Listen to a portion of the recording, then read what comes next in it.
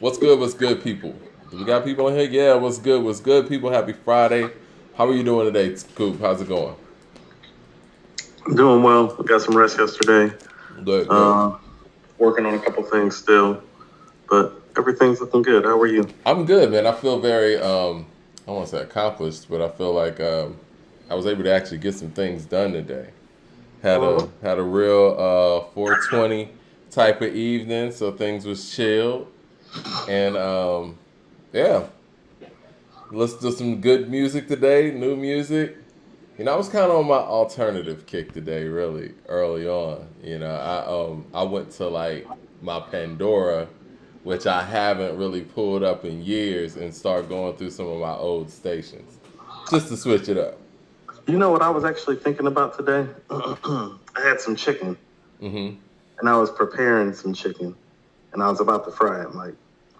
But then I thought about our meeting with Fred, Right, and right. then I remember, when he was like just explaining how to like shred the fat down and shed the weight off. I Yep. just thought about Fred for a second, Yeah, he and got the recipe.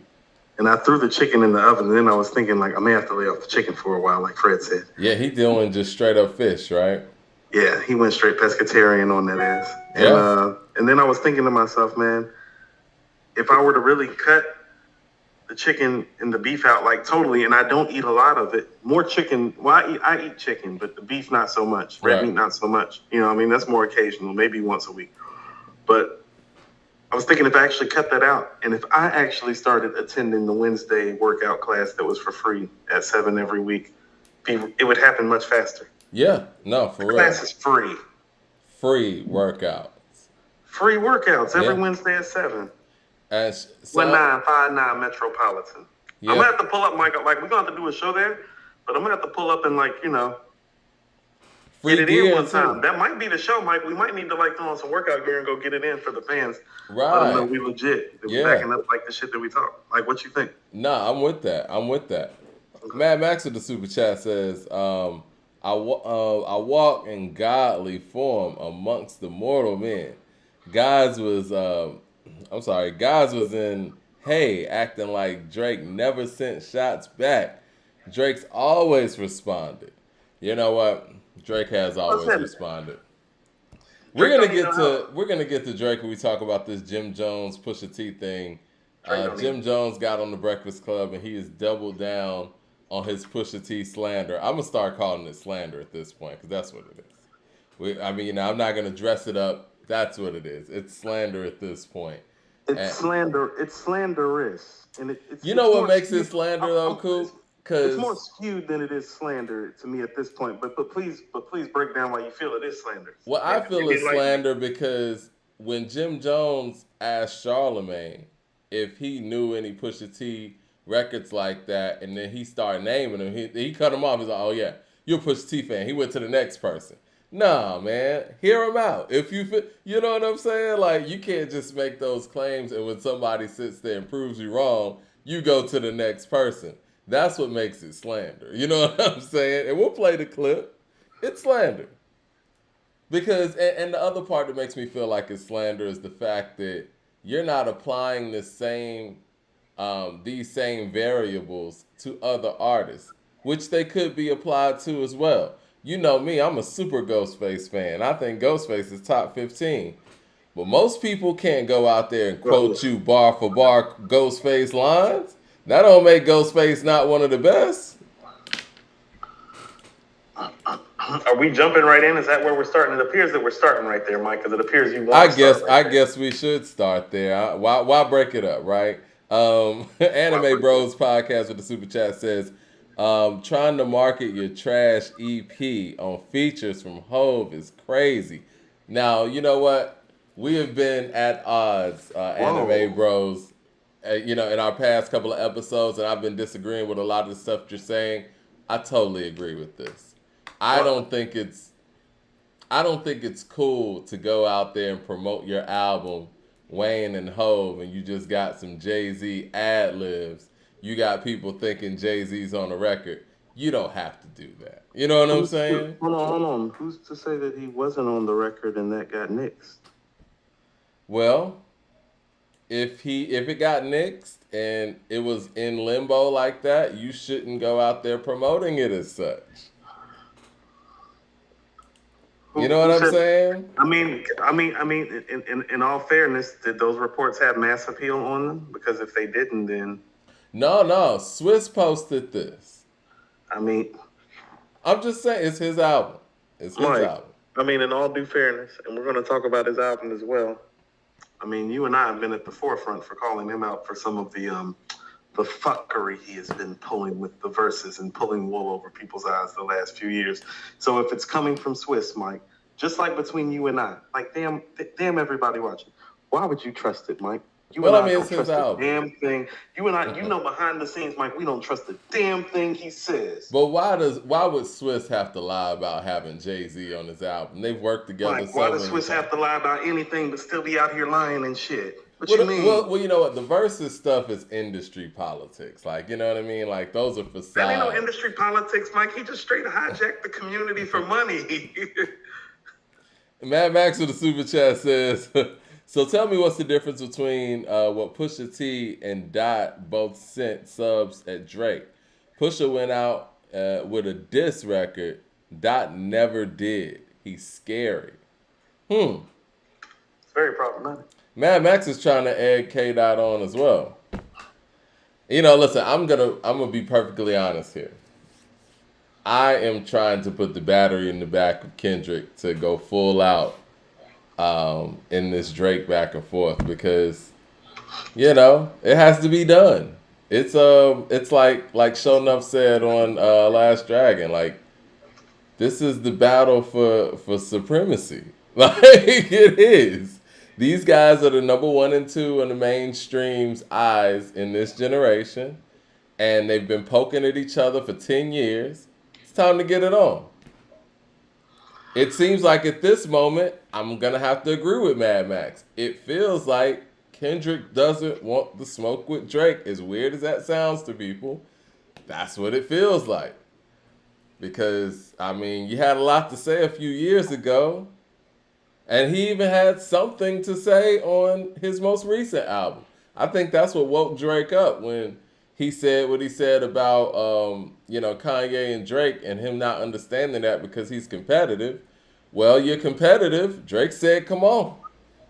It's going to be one of those days, huh? He did. That's what he said. Like, one of those Fridays. Mad Max with the super chat says, LOL, Mike. My man's called me and said, what the F is wrong with Jim? He says Jimmy's not qualified to talk on Push like my man's was tight. Jim did bad with the slander. Well, listen, we're all qualified as hip-hop fans to give our opinions and this and that. But I think if you're going to do that, you got to be balanced. Me, as an Outkast fan, as an Andre fan, I had to be realistic about even things that I say about other artists and apply them to the people that I like. I mean, those same things that Jim Jones is qualifying or disqualifying Pusha for could be said about a lot of the greats. Can I briefly interject? Yeah, go ahead. So let's not even address Jim Jones. Let's address the levity of the claim. Okay, Mike. I just want you to keep it real. Like, we run a hip-hop podcast and we know our shit. Can you quote 5 Big Daddy Kane or Cool G rap records word for word right now? Off the top of your head? Off the top of my head, I would have to, you know what I'm saying? I could, but when you're being put on the spot, if somebody just pointed to you as like, Cool G rap, dead or alive, go. I would tell you, It's a Demo, Rikers Island, Talk Like Sex, Streets of New York, It's a Shame, Fast Life. But I'm different. I love G. Yeah. And again, that's what I'm saying when Jim said that about Charlemagne and Charlemagne started quoting, he's like, oh, you a fan. I'm skipping to the next person. Well, what about Kane, Mike? What about Ice Cube? What about Scarface? What about Slick Rick, DMX? Mike, what about Jim Jones, Cameron, and Joel Santana? Right. Listen, Mike, what about Ghost Ray and Meth? Exactly. Well, I'm a Super Ghost fan, so I could just start quoting stuff. What about Thought and Kiss, Mike? What about Big Boy? Andre don't even have 5 songs. Right. Exactly. Mike, real shit. Kendrick, Cole, Yeah. Common.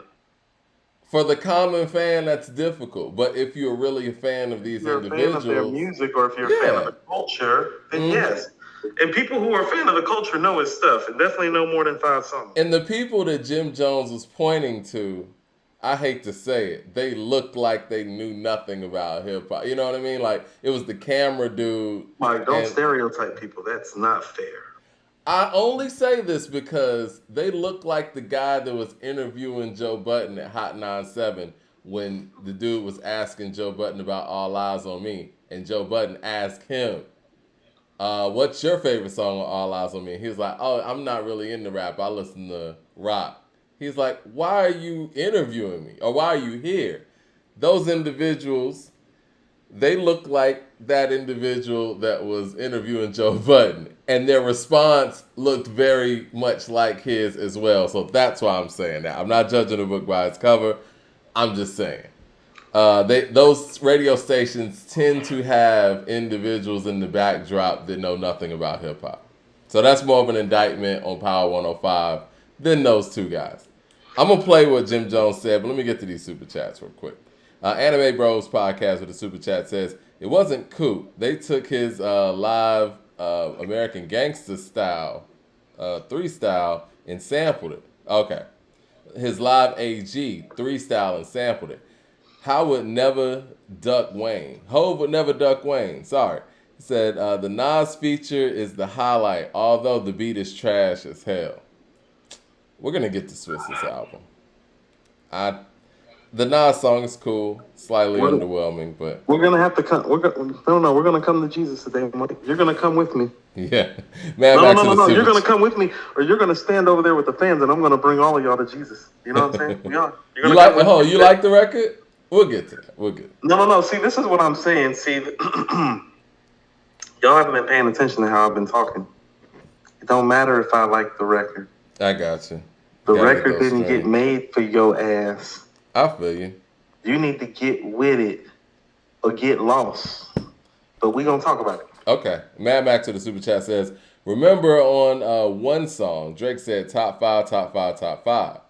K-Dot come outside and say that he's smoking on your top 5. Dot, respectfully, you can't see Cole or Drake in no battle. It's very Talk to him, man. Mike, you want to know what your shady behavior and tone to start this show? It's like trickle down crack economics, Mike. It's trickling down.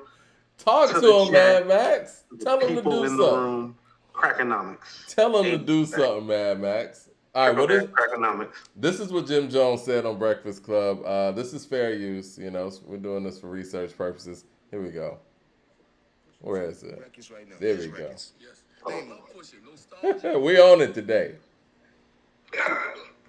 Jim Jones on the Breakfast Club with the Pusha T slander. Here we go. Sing along the 5 Pusha T records right now. His records. Yes. Name them. Pusha. Nostalgia. Oh, he was a Pusha T fan. I didn't know he had fans like that. Can you name 5 Pusha T records? No, his records. Wait a minute. I didn't know he had fans like that. Y'all don't think this is slander? Okay. No, can you rap to 5 Pusha? I can't rap 5. All right. Can you rap to 5? Wait. Can you rap? He's pointing at the camera guy. 5 Pusha T records, not the records he's featured on. If 5 Pusha T records came on right now, could you rap them? You could rap. I don't think it's fair to treat the cameraman this way in this situation. Could you rap 5 Pusha T records? Now he's pointing at the program. Didn't he point at Envy? Yeah, he pointed at Envy. Could you sing them? Verse for verse, they came on like certain joints. Like no, not certain. No. I'm saying, could you rap? All right, could you rap 5 J verses if they came on? Oh, absolutely. Could you rap with 5 Drake verses if they came on? Nah. You lying. But I've never been a big Drake fan. You're lying because you work at radio. If 5 Drake records came on, and now he's telling he's lying when it comes to Drake. This is weird, right? Like, this is weird. Like, I've never seen Jimmy vouching for Drake. I would imagine he would say 50 or something. It's not even the vouching for Drake part. I've never seen Jim talk about another street dude like this.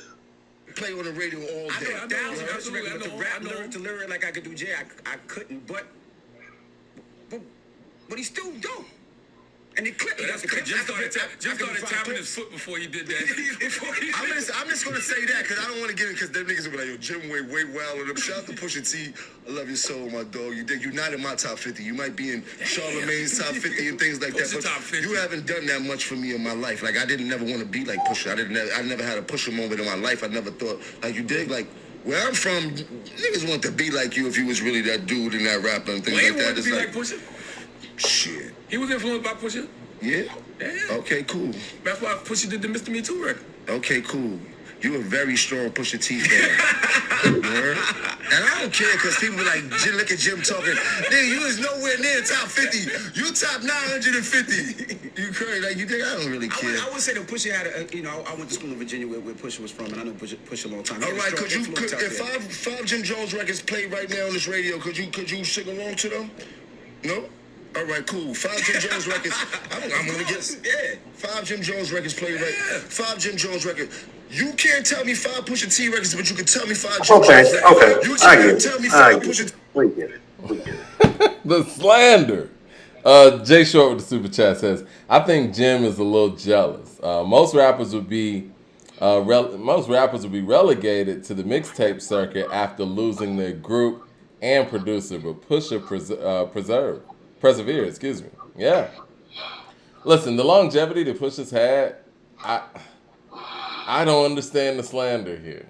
It does seem like there's an underlining thing. And that whole talking point about I never wanted to be like Pusha, it's like, well, he's really not in your generation. I honestly never wanted to be like any rapper that I was older than. Or that was the same in my age as. Yeah, or as the same thing with look. Like I love T.I. and Wayne, Mike, but I don't want to be T.I. and Wayne. We about the same damn age. I was just about to say that. I respect what they do. I love them to death, but I've never wanted to be them a day in my life. I remember hearing T.I. early on because we come from the same side of town and we know some of the same people. So I heard his stuff before, he really got on, right, like the early era stuff. And I was low-key hating at the time. I'm like 17, 18. I'm like, I'm nicer than this nigga, whatever. And I've always kind of viewed it like that, but I respect what he does. There was never a point as an artist where I ever wanted to be like him because, like you said, I was past that stage where I wanted to be like a rapper. And I think that that's unfair for him to even say that about Pusha. Like, you're past that stage at that point, Jim, when you actually wanted to be like a rapper. Right. Like, here's the thing. It's like, I love Pusha T. Like, by the time I became a fan of Pusha T, right, that whole being infatuated with other rappers was just over, period, by the time I even became a fan of his. Exactly. That's why I say that's not fair to even go there because really, it's not for you to want to be like that MC. You need to ask somebody 20 years younger than you. It's who you got to catch people in their formative years. It's when you catch people from 10 to 15. So it's like, like my idols are more like, Andre. Literally the people we grew up listening to. Right, but by literally the time, grew up. Like I've been listening to like Andre and Nas and Wu-Tang since I was about 11, 12, Tupac, Big. That's 12, literally like years old. Mike, I'm gonna tell you what. Part of the reason why I'm not as big as a Jay fan, because I'm gonna tell you what. Reasonable Doubt came out in '96. I was 15. Yeah. You feel me? Like certain things had already happened to me by the time that I was 15. That it's like I wasn't checking for no rappers like that. Like at that. You get what I'm saying? I think I stopped looking. Already had my guys.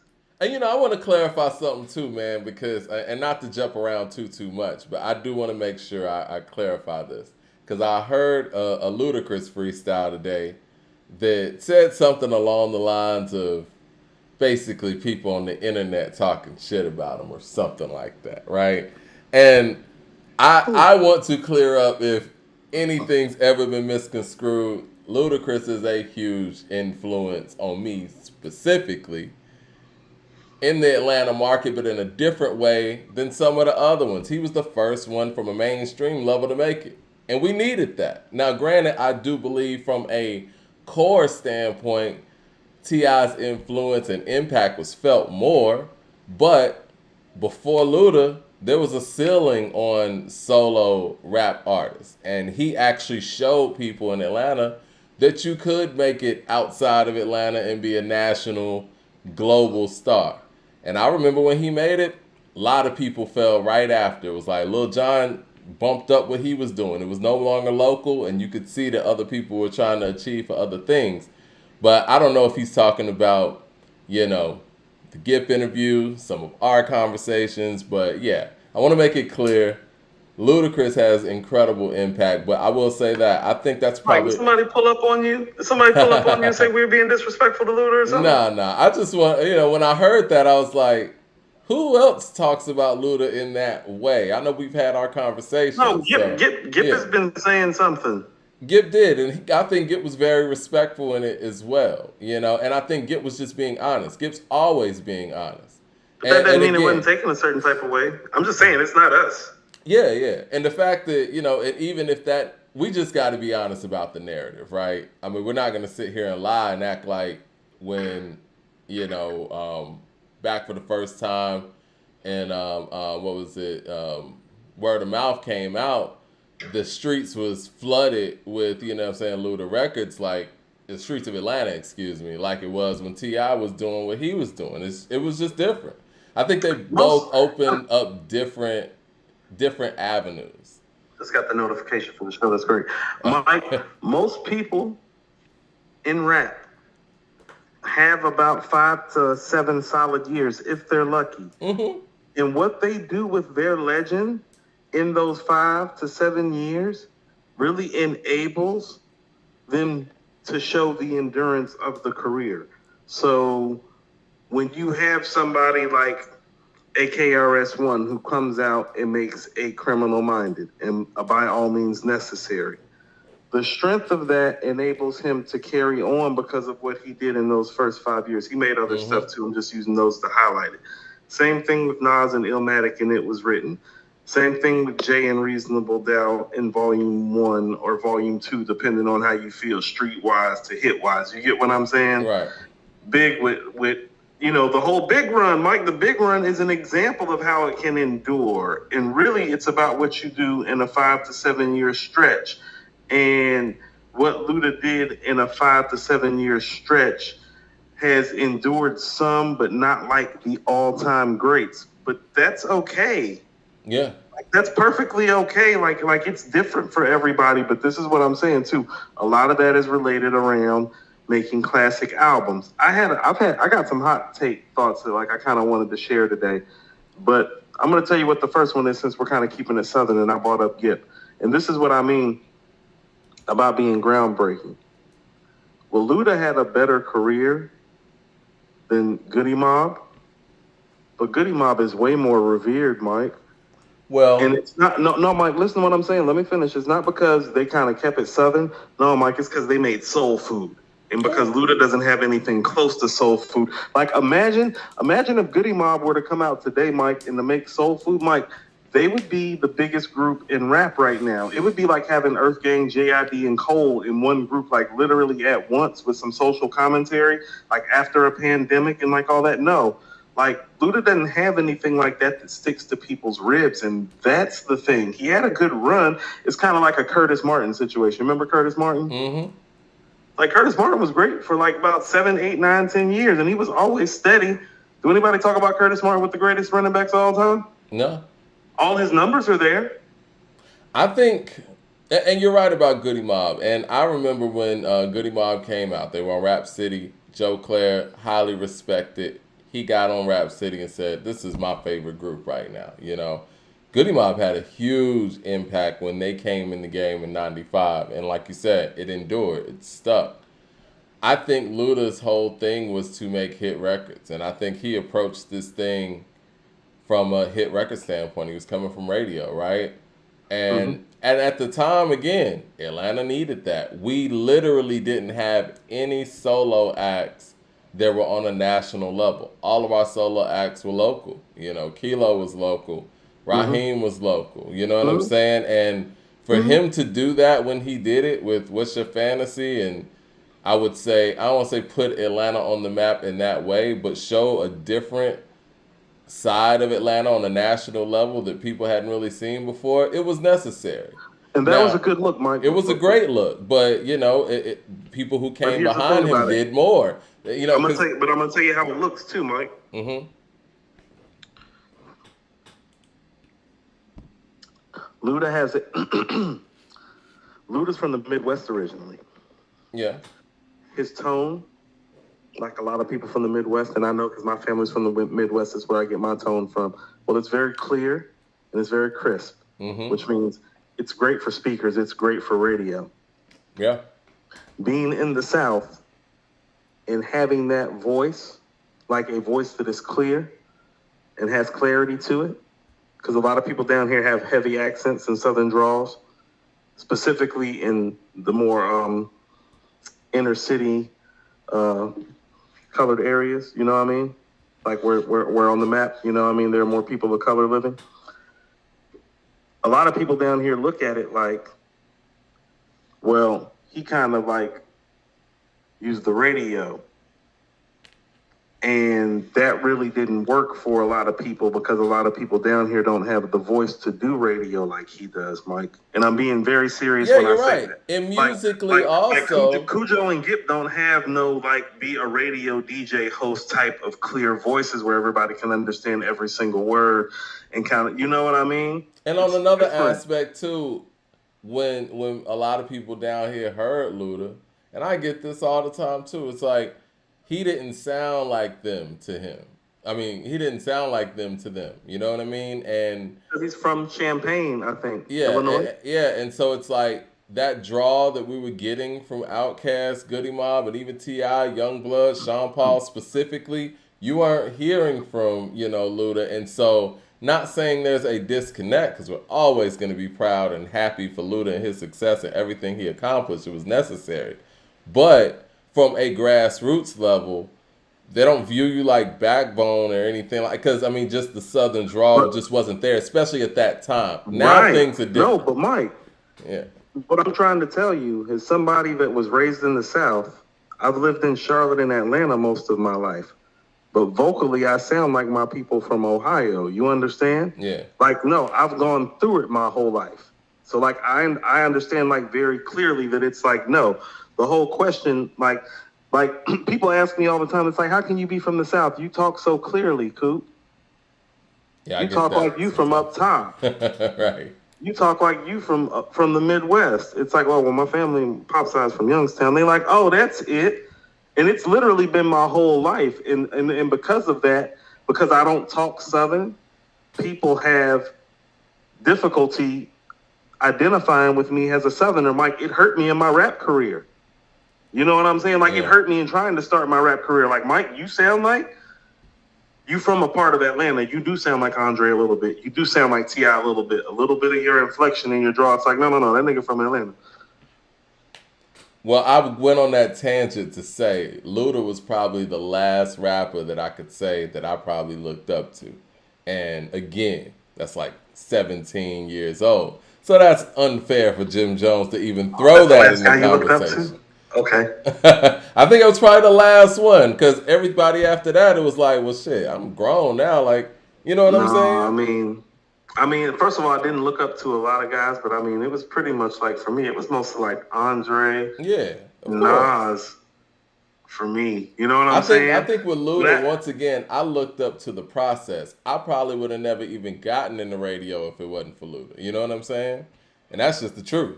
Word. See, Nas made me want to rhyme. Andre made me believe that I could do it because the shit that he was talking about, I was like, oh, no, I know that shit. I done been there. Well, I think Luda, when I saw him on, I remember Video Music, not Music, was it Video Music Box or The Box? And I remember when he got on 106 and all of that stuff, I'm like, it seemed real at that point because Outkast and Goody Mob was always superstars to us. But we actually saw the whole process of Luda making it. We saw him doing like the drops for DJ Nabs. We saw him getting like the midnight show, and then we saw him and Poon Daddy getting the 6 to 10 drive show. Then we saw him put out his independent project. We saw him debut What's Your Fantasy on his show, and then we saw him sign the Def Jam, and it was like, oh yeah, this could really happen. See, I looked at it differently because while all that's going on, I'm in Carolina, but they're talking about the stuff that I remember from my childhood. Like one of my mom's friends went to Tri-Cities with Big Boy. You know what I'm saying? So it's like when he's on Over the Woods and it's 96 and I'm in Charlotte on West Boulevard and he's spitting the shit that he's spitting. I'm like, oh no. It's like that's my mom's friend got the same story about him. You know what I'm saying? Right. About him and the little broke down rabbit and you know what I'm saying? Right. So that's what I mean about it making me believe. It's like, no, I was from there, but I was like far away. I was like, I'm from Atlanta, but I went back to where my family was from. You know what I'm saying? So when I'm hearing all this stuff, I'm like, oh, home. Let me get to these super chats before people stop sending them. No, but I feel you. 36 Chambers says, I could rap 5 Pusha T verses long before I could give you a single Jim Jones verse. Clout chasing plain and simple. Shameful, washed up. Shameful, washed up has been. Shaking my hand. Jay Short with the super chat says, we got to stop letting class clowns speak on valedictorians. Jim Jones clout chasing and wouldn't hate on another New York artist like this. Anime Bros with the super chat says, does Jim have classics like He's Talking? That's what I was saying. Yeah, I mean... that's more where I was going, Mike. I was more in the frame of mind. It's like, I mean, I'm going to tell you what, because we're about to talk about Swiss in a minute. Like, his first record, well, Mike, he made his first record for dudes like us, like the Jim Jones record, Preach. I think that might be my favorite Jim Jones record next to Ball, and most people don't even know about Preach on the Swiss joint, Mike. But Jim's snapping on there. Yeah. But so when he's saying something like that, and I know like one of his 5 best records, most people may not even know because I don't care what anybody says. Preach is one of his 5 best solo records.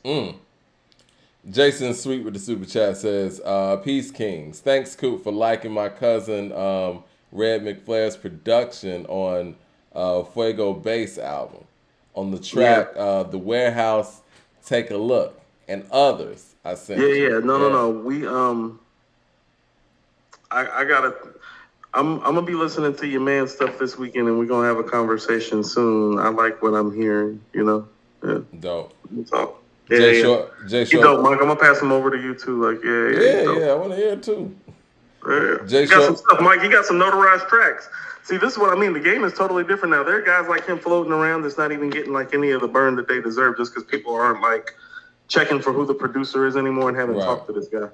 Right. It's the fine print, man. Like, we don't have the booklets and stuff like that anymore. That really did a lot.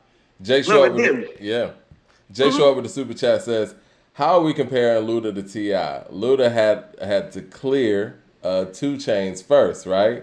Chainz got bigger legacy than Luda. That's what I'm going to tell you, Jay Short. Mike, what say you? Yeah, go ahead, Mike. Listen, man, I never, ever thought I would see the day where I would say I actually enjoy 2 Chainz music more than Luda's. That's not to knock Luda's, just 2 Chainz has stepped it all the way up. And he's done it over an extended period of time. But I don't think his impact, I don't think that could supersede the Ludacris impact and what Luda did in the time period that he did it and how he did it. Because, again, we needed Luda to come through in the way that he did so that somebody like T.I. could be more than just a local act. You know what I'm saying? I get what you're saying, but here's what I think sometimes that you're missing. When you and not a lot, not as a whole, but sometimes when I hear you talk about Luda, the part of it that you're missing is that I think that because for you, especially with vocally for you, because you have a radio voice, Mike, and you probably have heard that a lot of your life, or a fair amount of time. Well, you can relate to Luda more than the average brother down here. These dudes would rather be Chainz, Mike, and I'm gonna just tell you what, like for me, when I heard Chainz on Chicken and Beer when he was still Titty Boy, I was like, Mike, the way that I talk about Stove, when I first heard Stove, that's how I was talking about Titty Boy, aka Chainz, when I was like first hearing Chainz and he started popping up on stuff. I'm like, I don't know who the fuck that is, but he's a star. Like when he popped up as 2 Chainz, Mike, And I heard Riding Around I'm Getting, and they were like, Riding Around I'm Getting It by 2 Chainz. I was like, who done stole Titty Boy whole style? I was like, we need to find this nigga. And then I found out awesome. I was like, because he was a star. You know what I'm saying? No, you're right. And whether and because of the streets, Mike, dudes in the street already knew who he was. Like, I knew who Chainz was, like, in the streets, like, really before I even knew he was, like, a rapper. Like, just from word of mouth, because my people would be down at 20 grand and be down at Old Net. You know what I'm saying? And be down, like, where Menace people used to be at. Like, before, like, the rap shit. Like, he already had a rep, Mike. You know what I'm saying? Like, that shit matters. I got Chainz's music over Luda's. And I'll take it a step further, and y'all might kill me for this. Now, obviously, stylistically, Luda probably has one of the dopest flows and styles we've ever seen. Yes. Very versatile. Very Redman-like. He's like a Southern Redman for me in that regard. Yeah, it's kind of Redman Buster-ish in the sense where, you know, he got that flow and the patterns. And it's more red to me because it's more intentional. Yeah. But I think bar for bar, Chainz is nicer. And that's just my opinion, you know. I agree. He's a better storyteller too, Mike. Like, Chainz connects more on a personal level too, and that seems kind of crazy because Luda was the radio host. But that's what I mean. Like Chainz just says things where it's like you just relate to it more. So high, I could parallel park on the fucking runway, going down the one way, the wrong way. Shift barrel, long range.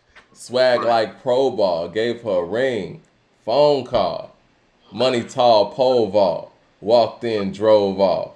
So comfortable at the dealership, I don't take my robe off. Yeah. Our man with the super chat says, peace. I think it's time to stop debating best borough and start debating best cities for MCs. Long Island versus New Orleans.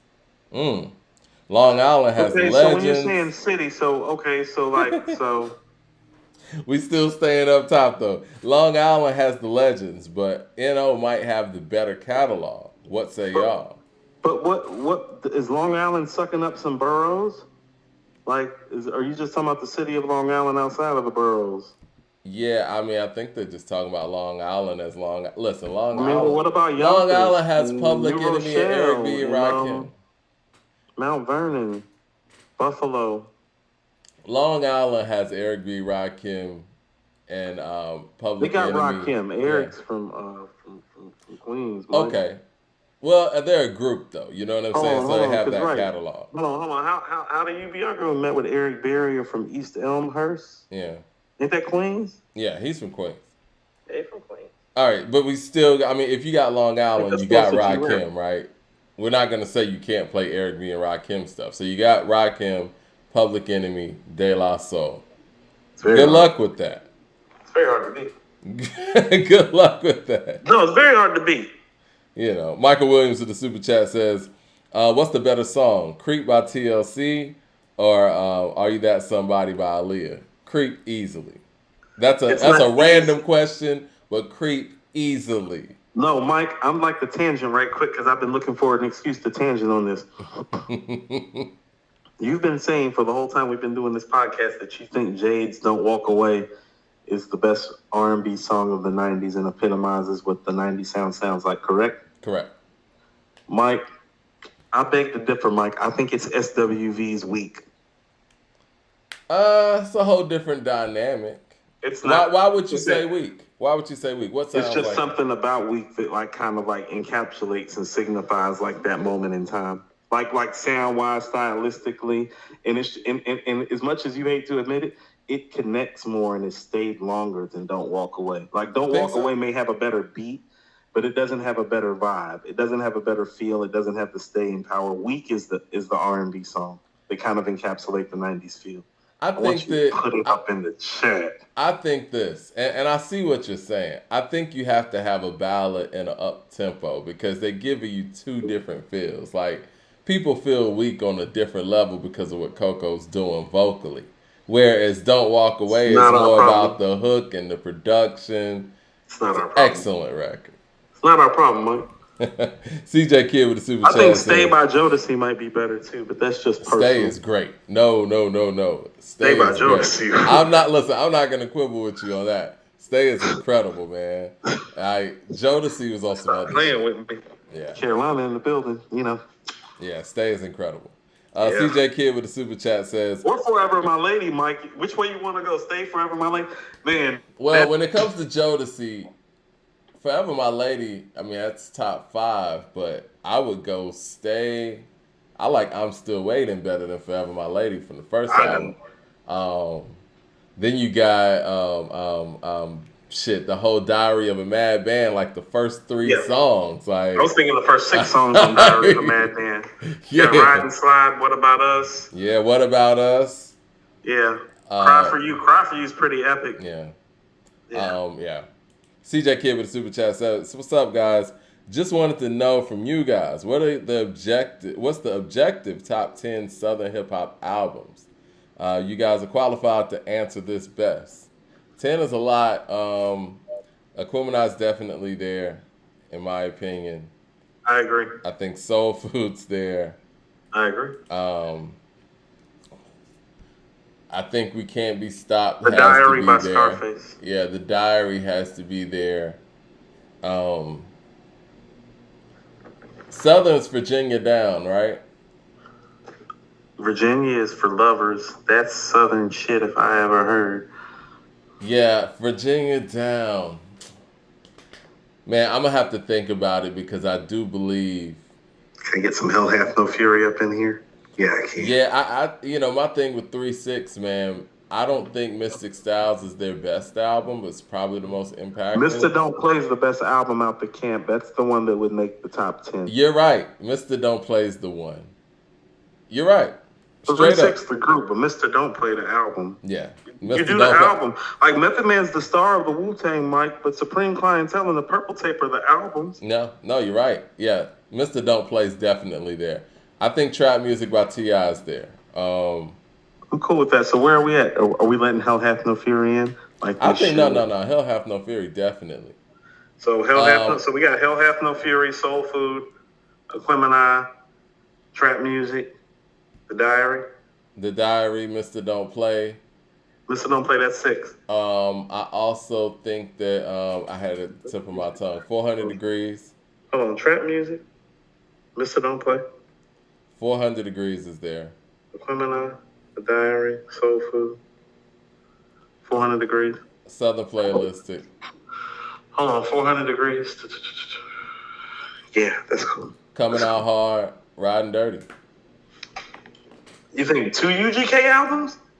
No, I said Coming Out Hard, Riding Dirty. Oh, you said Coming Out Hard, 8 Ball MJG. Okay, yeah. Right.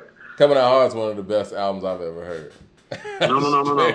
That would probably no. Like, I can agree with that. 10. Where are we at? 10? Was that 10? Might have been. Does J. Cole stay off? Yeah. Hold on. Let me see. Hold on. That's why we need to cover. Make sure we got it right. So let's go solo artists. We got Trap Music, The Diary.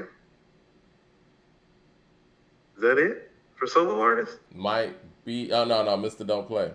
Mr. Don't Play. That still feels like a group album. It's kind of purple. Right. Mr. Don't Play. We got Aquemini and Southern Playalistic. That's 5. We got Soul Food. Yep. 400 Degrees. There go Juvie. That's a solo album. That's kind of cliquish too, though. Yeah. Coming Out Hard. Riding Dirty. Hell Hath No Fury. Yeah, that's 10. Okay.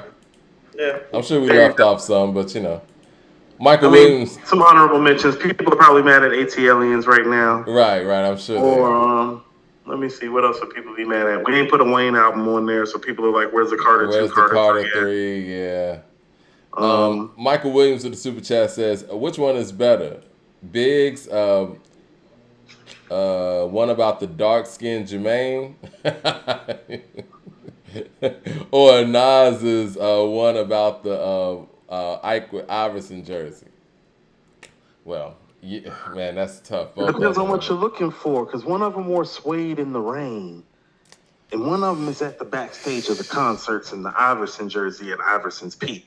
As much as that was kind of, if I'm going to tell you what, if we're going on a sneak this level, it's the Iverson shot because of all the commentary going on at the time. Are we asking which one's the better song or better line?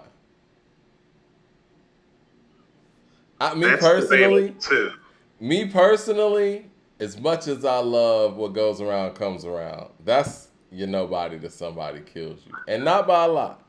No. But dark skinned Jermaine, isn't he in Niggas Bleed? Oh, I thought that was you're nobody till somebody kills you. I guess that's the he's first in thing there, but that's why. Yeah. Jermaine, what's his name? Dark skinned Jermaine. See what? He's on Somebody Gotta Die, or he's on something before. Yeah. You know what I'm saying? He's on part 1. But I think his highlight is on, you're nobody till somebody kills you. You're nobody till somebody kills you is the better record, and I don't say that too often about what goes around as a record. Because I think that's one of the strongest records on Stillmatic. I think it's the best overall record on Stillmatic. And that just shows you how strong Life After Death and Biggie Smalls is. No. I think You're Nobody Till Somebody Kill You might arguably be the best song on Life After Death. It's possible. It's possible. Right. Like, that's a top 5 Life After Death song. Like, yeah. Xavier Logistics with the super chat says Nas actually told a great story on Runaway, but it's easy to miss on the first listen. He gave the origin of the Nasty Nas, then he jumped up into today, looking back on it. The beat knocks as well. Esquire with the super chat says, are y'all gonna put Luda through the rubric anytime soon? He should trump a lot of the MCs in that 30 to 40 range. Hard to believe how underrated he's become. We should do that since we're having a Luda conversation and since he's kind of addressing some of these things. I think you're right. He may be talking about some of the art of dialogue stuff, but again, I thought Gip was respectful. Definitely. He might have been respectful. Mike, he might be respectful. Just because somebody's being respectful don't mean that you like what they're saying. Like, plenty of people will say nice things, and you may still not like it. It's like somebody could tell, how about this? If somebody tells Kevin Durant, it's like, oh, well, you're the second best player of this generation. Maybe third. Might and not it's like that. Oh, it might be true. Might not like that shit, though. Feel me? Because he's clearly second, and how you feel about him and Steph, he's third. You see what I'm saying? Right. And so it's like, if you were to tell him, it's like, well, you're third in this generation because, well, you got 2 rings, but LeBron and Steph got 4. It's like, you might not like it. It might be true a little bit. It depends on how you feel. You think Golden State's going to make it out of this series, by the way? I don't, Mike, but do you see what Devin Booker looks like when he's the second option on a team? Mm-hmm. That's what's frightening to me is like people don't understand is it's like, well, no, that's why I picked Phoenix is because it's like, no, people are going to pay attention to KD and he's still going to go get you 25 to 30. But Book is very, very Kobe-like in the sense that it's like he can get 50 really easy. Easy. Not like hard, but easy. Like, did you see that? That was an easy 45. That's a problem if they stay healthy. Yeah. Like, if Chris Paul hits half of his shots, they blow them out the water last night. Like, Chris Paul played one of the worst games I've ever seen him play, and I've been watching him since he was in high school. That's one of the worst games he's ever played in his life, Mike. He ain't about to play that way. Like, and Russell Westbrook can't play any better. Well, I don't really trust Chris Paul in the playoffs, but hey. Mike, you're not gonna disrespect Carolina like that, okay? I want to let people know something. How about this? Carolina. Well, we got Chris Paul, Steph Curry, and Michael Jordan. I'll put them at the 1, the 2, the 3, and I'll run anybody from any city off the motherfucking court. I don't care who at the 4 or 5. Y'all ain't got no 3 that you could really. We got Brandon Ingram, Mike. Okay. We got Brandon Ingram. Okay. If you're gonna give me both Carolinas, we got Zion when he's like walking on 2 feet. I'll just stick with North Carolina because that's where I'm personally born. But it's like, yeah, we got Brandon Ingram. Who else we got? Ooh, somebody else is from the town that Brandon Ingram's from that made it out there before him. Let me get to these super chats. You get to the super chats. We're going to do a quick little... Man Max of the super chat says, the whole mini segment about accents explains New York bias perfectly. Being about to talk clearly is a skill. This is why Obs and... Oh, I guess he's talking about... he's talking about Drake. He's talking about Aubrey. This is why Drake, Dot, and Cole still the industry darlings. Yeah, because I guess they can appeal to everybody, right? Mad Max of the super chat says, Jay Short lost his mind, Chainz over Luda. Yeah, that's how far behind we are. Well, Mike, that's who I got. I got Brandon Ingram and Jerry Stackhouse, too. Oh, you got Jerry Stackhouse. There you go. Yeah, I got Stackhouse. Mario Williams with the super chat says, Love, fellas. Just enjoying the show. Keep doing what y'all doing. Appreciate the love. Appreciate it. Hey, Man. Mike, that's real. Remember when I was telling you I was getting all the love in New York? Mm-hmm. People know who we are in New York. Mike, the voice is part of it. Part of why we don't get the same love down here is because, like, we don't sound like as Southern as these other podcasts that are down here. It's a fact. It's real. It's part of why we got an overseas following that a lot of these Southern podcasts don't have. It's why when I walked in, it's literally, Mike, while I was walking the streets of New York and motherfuckers was like, "What's up, Coop?"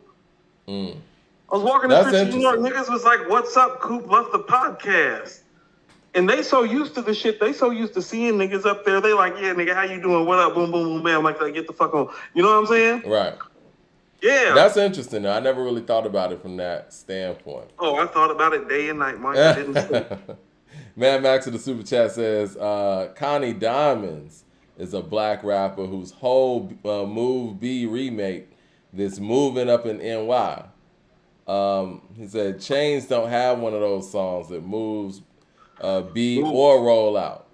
He said Chainz ain't got to move B or roll out. People play roll out like that. No lie.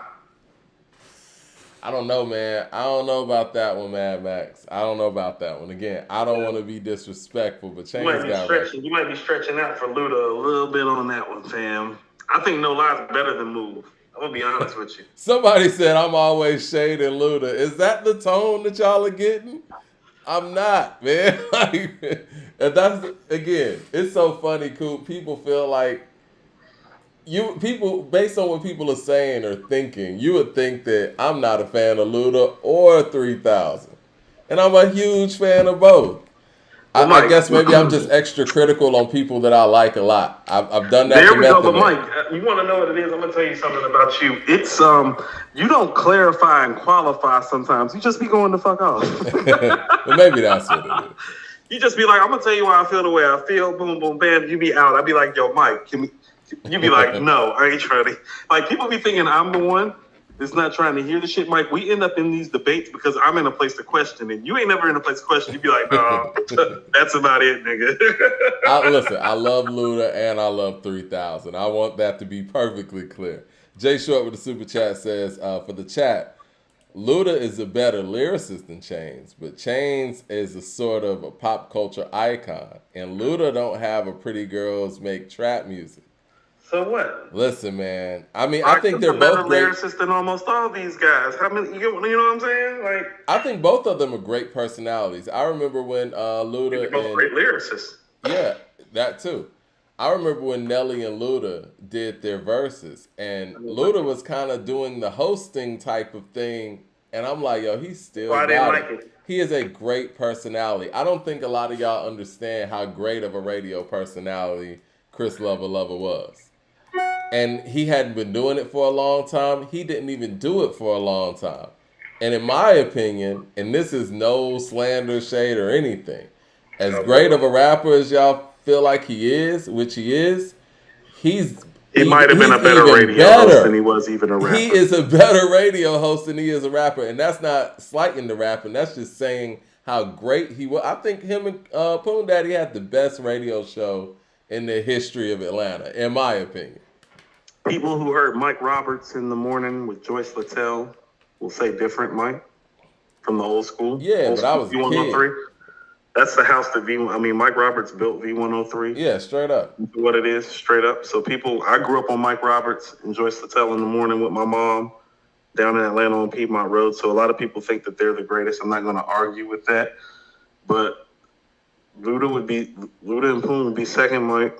Pound for pound, I'm going to say Ryan Cameron's the greatest, right? And that's just for me, my generation. Ryan Cameron's the first person I ever heard play hip-hop on Atlanta radio, period. Consistently. You know what I'm saying? Like, consistently, yes. Yeah, he was the only person playing hip-hop on the only radio station that we had for hip-hop, or black music, I would say, R&B at the time.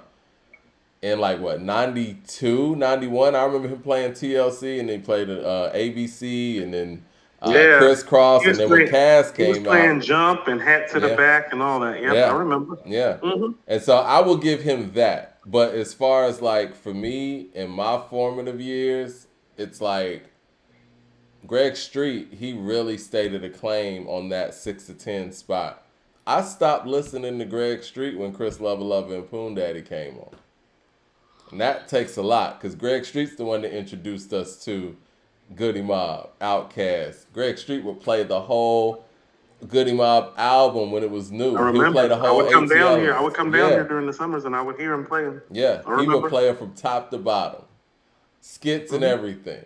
Mm-hmm. And Greg Street's still that dude. But the fact that Chris Lover and Poon made me switch from Greg Street, that just shows you how strong of a radio show they had. Lala, who people know from, MTV and her acting or whatever, she was on that show too. It was Chris Lover, Poon, and Lala.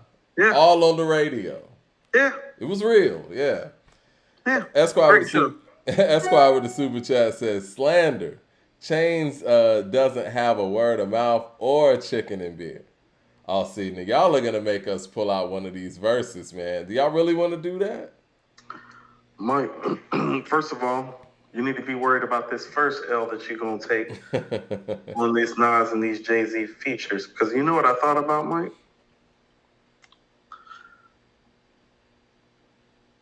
The B-sides are where the legend is with Nas. It is. Most definitely. With both of them. The B-sides are, like, I really thought about it. It's like, well, if you go look at the hit records, not just him, but a lot of guys can say that they have more hit records. You know what I'm saying? A lot of guys can say a lot of stuff. Mike, I was pulling up these B-sides and these features.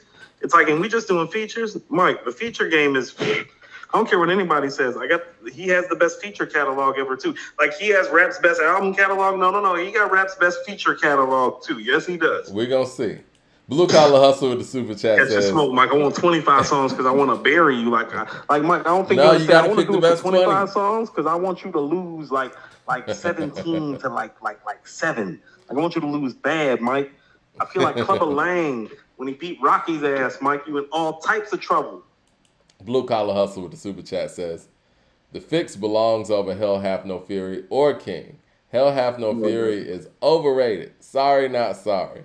Hell, put ATLians in and give Cass 3 seminal top 10 albums. ATLians was the best album that you named out of those 3. And you don't think The Fix belongs in there? I love The Fix. I love The Fix too. It's not top 10. It's a 5 mic album, by the way. It's not better than ATLians though. You don't think The Fix is better than ATLians? I don't think so either. I don't think so either. I don't. And I like The Fix a lot. Jay Short with I love chat. The Fix. I love Face more than you do. I'm telling you. Like my Face and my Outkast love is equal. I'm telling you unbiasedly that ATLians is better than The Fix. Outkast's third best album is better than his third best album. Yeah. Jay Short with the super chat says, was dark-skinned Jermaine a subliminal for another rapper? I always thought that he may have been dissing somebody. It always felt like Big was talking about somebody. Like, it's never... Everybody was talking about Big.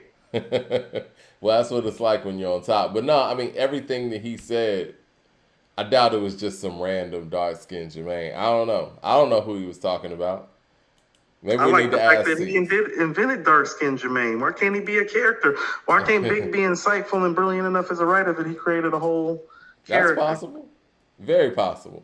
Yes. Anime Bros podcast with the slanderous super chat. He says, Gipp is a clown. I disagree. I think that Anime Bros podcast feels that way because he's a Jay-Z fan. And Gipp didn't kiss the ring. Listen, I disagree with some of the positions that Gipp had on the Jay thing, but overall I understand it. And again, I'm younger than Gipp, so Jay came around during my formative years where I looked up to a lot of the stuff that he was doing in ways that Gipp just may not have. You know what I mean? I stopped looking up the dudes by the time I was 15. So that's what I'm saying. It's like, if you didn't catch me, like, that's what I'm saying. Like, Andre and Nas and Wu-Tang, all those guys, they got me at 12 and 13. Yeah. Like, it was tough for me to latch on to anybody. And like, Mike, even becoming a Bone fan, that happened like in 95. Mobb Deep happened in 95. That's like when I closed the door. I was like, and there'll be no more ladies. And I said that, Luda was the last one, but at no point did I look to Luda like I did like Method Man and Redman. Those guys caught me early. You know what I'm saying? That's what I mean. That's what I'm saying. When they catch you early, Like, it's like, no, like, I think Lupe is the shit. But by the time Lupe came along, I was like, Yeah. no, he's great. Because when I heard How High, it changed everything for me. I was right. like, yo. The World Is Yours changed everything. Cream changed everything. Mike, Keep Your Head Up changed everything. Shadow boxing, when I seen that Ain't video. No Thing. Yeah, I was just thinking that out, like, Ain't No Thing. Who, Crumbling. No. That changed shit for me. Yeah. I was like, I want to do that shit. Right. Topping that with the super chat says, anyone listen to Banks? Cootie 3. Yeah, we're going to talk about that. Michael Williams with the super chat says, is the second verse of Feel the best verse of the 2010s? Bonus question, is there a verse on Magic or Cheat Codes that would be better than Feel? I'm glad he pointed out that second verse on Feel because that's one of my favorite Kendrick verses. And It's his best verse. It could be his best verse. Best verse. Great verse. Is it the best verse of the 2010s in your opinion? From 2010 to 2020, is that what we're saying? Yes. It's in the conversation, yes. Well, you know, I know this because I've done the research before and I had to look up this song. But 2009, I want to say it was like November or December of 2009, we got Exhibit C by Jay Electronica. I would put that ahead of that verse, but doesn't qualify, obviously. CJ Kidd with the super chat says, The Minstrel Show, good one. And Thug Motivation 101, I guess, fall in the 11 to 20 in the Southern albums, if not top 10. Correct. You know, for back then, though, it's like, it's very difficult to really rate something like The Minstrel Show because what Lil Brother was doing at the time was just, it's kind of like what Doom and Madlib Forest were Hills doing. was in there too. Huh? Forest Hills is in there too. Yeah, but 11 to 20. But Forest Hills comes at a time where the game is kind of adjusted to that. The Minstrel Show comes around at a time where everybody's still kind of on TV and on radio, and it falls under the radar because it's just not in the system and in the cycle like everybody else. So when we talk about impact and all of those things, it's hard to really, quantify with its peers because it was independent where everything else wasn't. And it wasn't independent in a sense where it was coming out hard type of independent where it was in the streets, or 3-6 independent where it was in the streets where you could gauge the street gravity from it. You know what I mean? So it's kind of like when we were talking about last week when somebody asked, if nobody hears an album, is it classic? You know what I mean? And I think that, not saying nobody heard Minstrel Show, but to the casual fan, like Jim Jones likes to say, they probably never even heard the album. Even though it's a great album. It's a classic album in my opinion. Go through some of these super chats. Go ahead. Okay. Leroy Green with the super chat says, since Nas is Mr. Lyrical Miracle around these parts. Hey, Leroy. He said, around these parts, how do y'all see Jay Electronica? Aside from, of course, not making albums, just purely lyricism. I think Jay Electronica is incredible. Listen to what you just said. Mike, do you hear? Leroy, yeah. What's up, fam? Leroy, you trolling? I mean, I see what you're trying to say. Leroy, did you just say, aside from making albums, how do we feel? Listen to what you're saying, man. I think Jay Electronica... look, Mike, aside from the hard part of the assignment, how did he do on the assignment? Yeah. Aside from the 70% of the grade, how did he do? We still haven't... where's the 70% of the pie? We still haven't really... You don't talk, Mike. Pull up the Swiss out, Mike. It's time to go. We still haven't truly gotten a solo album from Jay Electronica yet. You know what I'm saying? Because even on the Swiss album, and I think Jay Electronica has the best song on this album, in my personal opinion. I concur, Mike, which gives us more evidence that we should be pissed off, Mike. Even on this album, he admits that he shared an album with Jay. So... very problematic. He said that. So we still haven't gotten a Jay Electronica solo album. But in a vacuum, if you want to just rate him as a pure lyricist, I think he's top of the pile. But Leroy Green, you do understand you have to make albums, right? Listen here. I say this respectfully. Like, I always thought he was better than Kendrick. He's still better than Kendrick. outside of the fact that I don't have any evidence, because Kendrick has made classic album after classic album after classic album, in spite of what I think of that last album. How could you even say he's Mike, better I'm than not Kendrick? finished. Though? This is more evidence. This is more evidence. But how could you say he's even better than Kendrick, though? He doesn't. No, he just sounds better. Like, it's like one of those things. It's like, how about this? Did you watch the game last night? I missed that game last night. Which game? Like, which game did you All watch? Any of of the them. game? I was So watching it's the games the night before. Like, Mike, Russell Westbrook is playing some of the best basketball that I've seen him play in quite some time. Literally playing at MVP form. And I was watching him play last night, and I'm thinking, like, damn. Like, Well, KD's having a regular night. Both of these guys are top 75 players, and it's like, man, they're scoring the same amount of points, and Kevin Durant is, like, clearly better. Because you can just kind of tell it with your eye when you see it. It's like, no. This guy getting 30, this guy's getting 28. They're not getting it the same. Like, one of these guys is just making this shit look like it's like, I ain't even realize he had 28. I was like, this nigga got 28 points? I was like, how? Where? I was like, he's not even shooting. I understand what you're saying. In a vacuum, you would say that... That's some Electronica. It's like, oh, I don't even know. Like, it's just like, he come out and he starts shooting, and it's like, oh, did you see the nigga shoot? Like, yeah, I mean, listen, and I've said this on the show before. I think that Exhibit Randy C... Moss catch a football, jump. You know what I'm Exhibit saying? C is probably better than any Kendrick song I've ever heard. But you still have to make... I mean, he hasn't proven that he can do all the things that Kendrick has proven that he can do. So there's no way I could even entertain that Jay Electronica is better than Kendrick. But I understand what you're saying. I'm just talking in a vacuum. Vacuum. When I hear what I hear, I'm like, oh no, that guy's a better MC than that guy. I don't care what you tell me. Like, I know what I hear. When I hear that guy rap, I'm like, no, he's better than everybody from his crop. But we don't hear him rap. CJ Kid and the only with the time super we chat. heard him rap on the album, he was rapping with Jay. Yeah. CJ Kid with the super chat says, if it's any consolation, dead end hip hop don't sound Southern either. No, it's not a consolation. You're not making me feel better about my life plight. 36 Chambers with the super chat says, Mike, you a fan of Luda and Busta, but you saying all kind of stuff that makes me wonder sometimes. Critical is one thing, but Chainz over Luda, why? I think the musical output over a long period of time.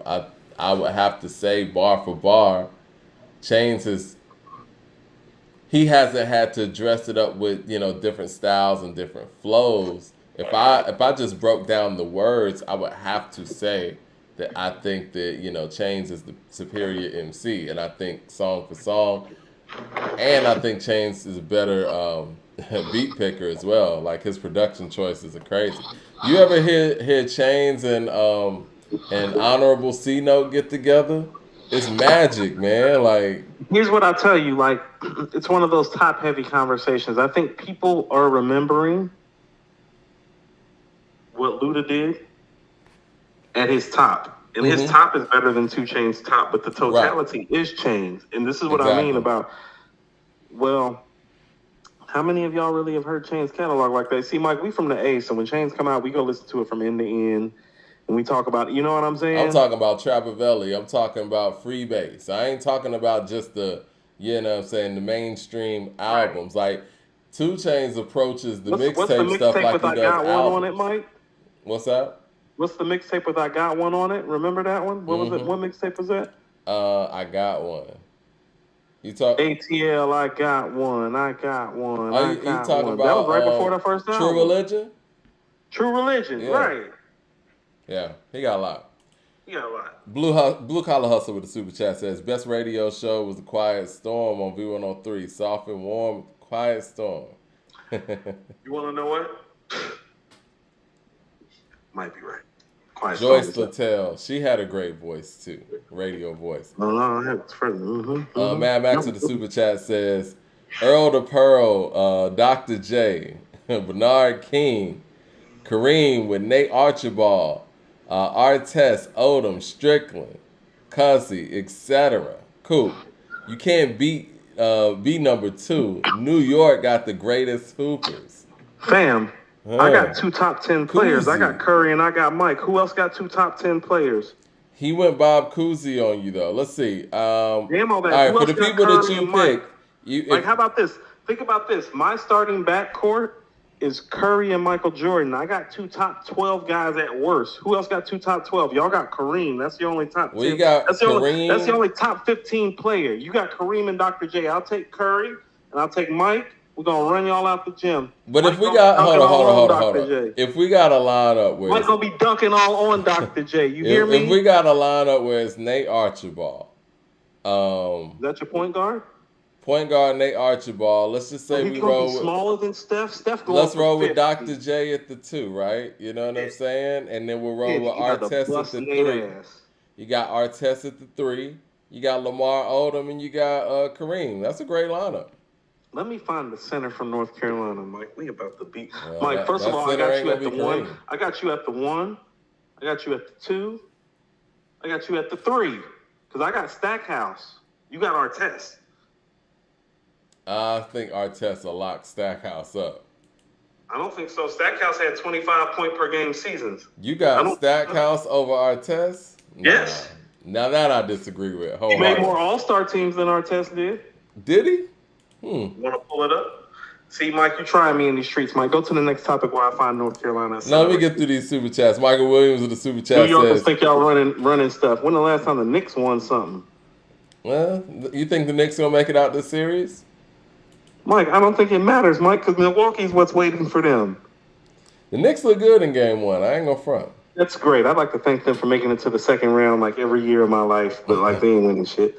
All right, that's great. Michael Williams with the super chat says, "Who's unreleased?" They Hawks North, Mike. Let me get to these super chats. The Hawks have made it further than the Knicks the last 20 years. It's happened, yeah.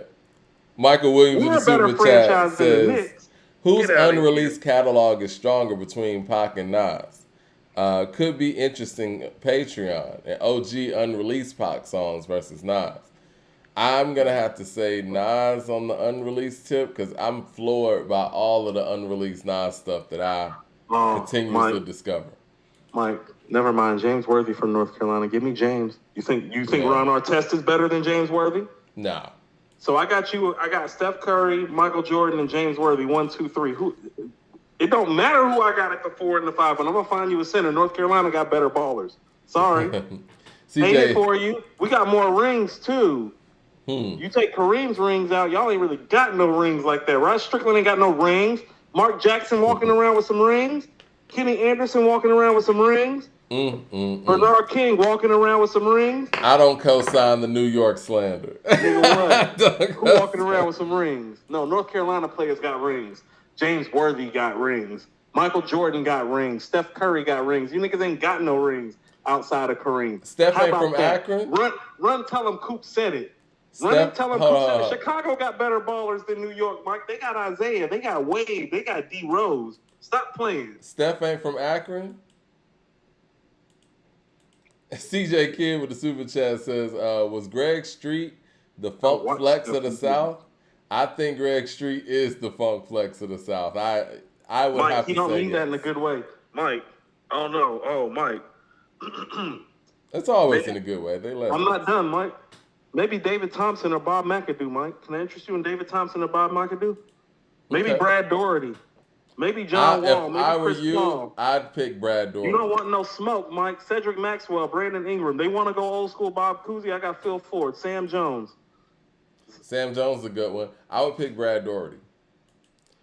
Leroy Green with the super chat says, Coop, make sure those Nas features that you say are greater than Jay had more impact too. Not just like a the bunch Mariah of... Carey record is better than the J. Mariah Carey record? You mean like that? It like says, the Mary record let me that's finish, better? Coop, let me finish. It says, not just a bunch of B-sides nobody remembers. Bars. No. We going features. We going features. You think that Nas got the better features? I don't know. See, what's wrong with y'all is y'all are some radio groupies from y'all era. And what y'all gonna find out is that those J records that you keep on holding up in your mind, there's only like 2 or 3 of those features that hold them like you say. I'm about to pull you out. Jay Short with the super chat says, yes, y'all and Jigga Man be balling. That ain't about to take you far with Esco, son. It's not going anywhere. Just like the Knicks ain't going anywhere, especially versus North Carolina. Jay Short with the super chat says, I never really loved the fix like that. It's cool, but a little too polished for Scarface. Polished for a Scarface album for me. I still hate my block. his 5th best album. Whoa. Mike, I'm not done. I'm not done putting New Yorkers in their place about this basketball shit. So I got Steph Curry, Michael Jordan, James Worthy, David Thompson. Mike, guess what? I'm going to play small ball on you, and I'm going to take McAdoo. I'm going to take those 5 guys, and who New York got this better than those 5 guys? That's a great lineup. Those are all Hall of Famers. But, Mike, I got 4 scoring champions in my top 5. McAdoo, scoring champion. David Thompson, scoring champion. Steph Curry, scoring champion. Michael Jordan, scoring champion. Who y'all got outside Kareem again? And where are those rings? Because Bob McAdoo got a ring with the Lakers, too. You got rings, Mike. We win at basketball in North Carolina. Y'all look good at basketball in New York. We win at basketball in North Carolina. Melvin Wright with the super chat says, where does grip on it on another level? Never forget that shit. Where does grip on it on another level and Mr. Scarface's back fall? Seems like those should be top 10. I personally like Mr. Scarface's back. I think Mr. Scarface's back is better than The Fix. That's why I'm like, The Fix ain't top 10. It's his 3rd best album. My personal favorite Scarface album is Mr. Scarface's Back. I just like where he was going on that album. I get you. It's just he's such a better rapper on the Diary. Oh yeah, he is. The beats are so much, but Mike, the beats are better. He's better. It's more concise. Mr. Scarface's Back is just so raw, man. It's kind of like an NWA spinoff almost. It's very uncut. Yeah. Anime Bros podcast with the super chat says, Hove is one of the few elite New York MCs that love the South. He's mad at the wrong person. He got mad at T.I. for shouting Jay on a song. The B thing is weird too. Let's see what else we got. Super chats. We kind of went off on a tangent and didn't get back to Jim Jones, but I think it's about time for us to get to. I didn't know that there was more to talk about. We named like 20 rappers who 5 songs most people can't. Right. I don't even know why Jim's doing this. Like, all jokes aside, I don't know. Where do you think this is coming from? It's like that's what I'm saying. I'm trying to like see the motive behind it, and I'm just not even seeing like how is this even working for you? Because here's the thing about it. It's like, man. I'm not saying this because I'm a fan. I'm not saying this because I'm from the South. I'm not saying this because my state's connected to his state. It's like, you ain't see what just happened? It's like, that's the guy you poking at? Exactly. I was just about to go there. That's the last guy from let's keep it a buck. This area is concerned. Exactly. Let's keep it all the way a buck. Since we're talking about the Kendrick and Drake thing and all that stuff. The last guy. If Pusha actually comes out and uses this as momentum to come at Jim Jones, there's nothing Jim Jones can do against a Pusha T diss record. It's not. Hell have no fury, Mike. It's nothing. And I'm not talking about the album, Mike. It's nothing he can do if Pusha T locks in and goes in on Jim Jones. It's like nothing. He has to be thinking to himself, like, how seriously should I take or engage into this right now? It's almost like he is baiting him. And again, like you said, what's the end game here? Like, why was Jim Jones even on the Breakfast Club to talk about Pusha?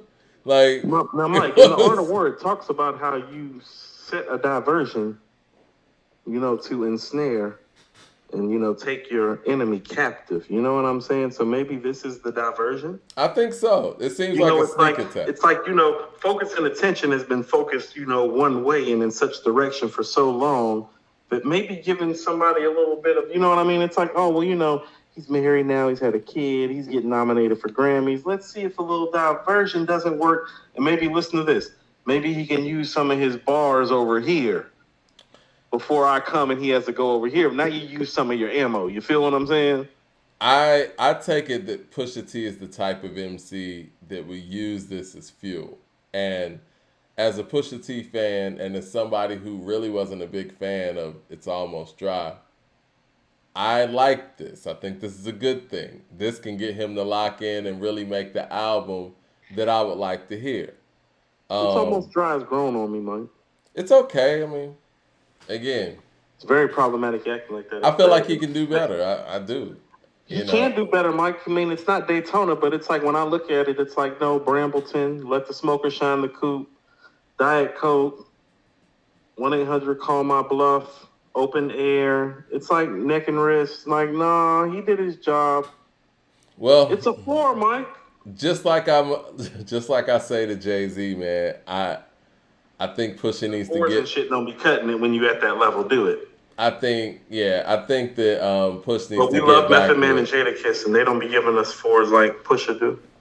Pusha needs to get back with Kanye, and and take this to heart and really put it in the bars. I would really like to hear that. And again, Kanye was the problem with this album. Like all the hot tracks are with Pharrell. He was. Brambleton is Pharrell. The only thing Kanye gave Push was Diet Coke, and that's what 88 Keys, which means the only thing he gave him was old. All right, well, this is what I will say.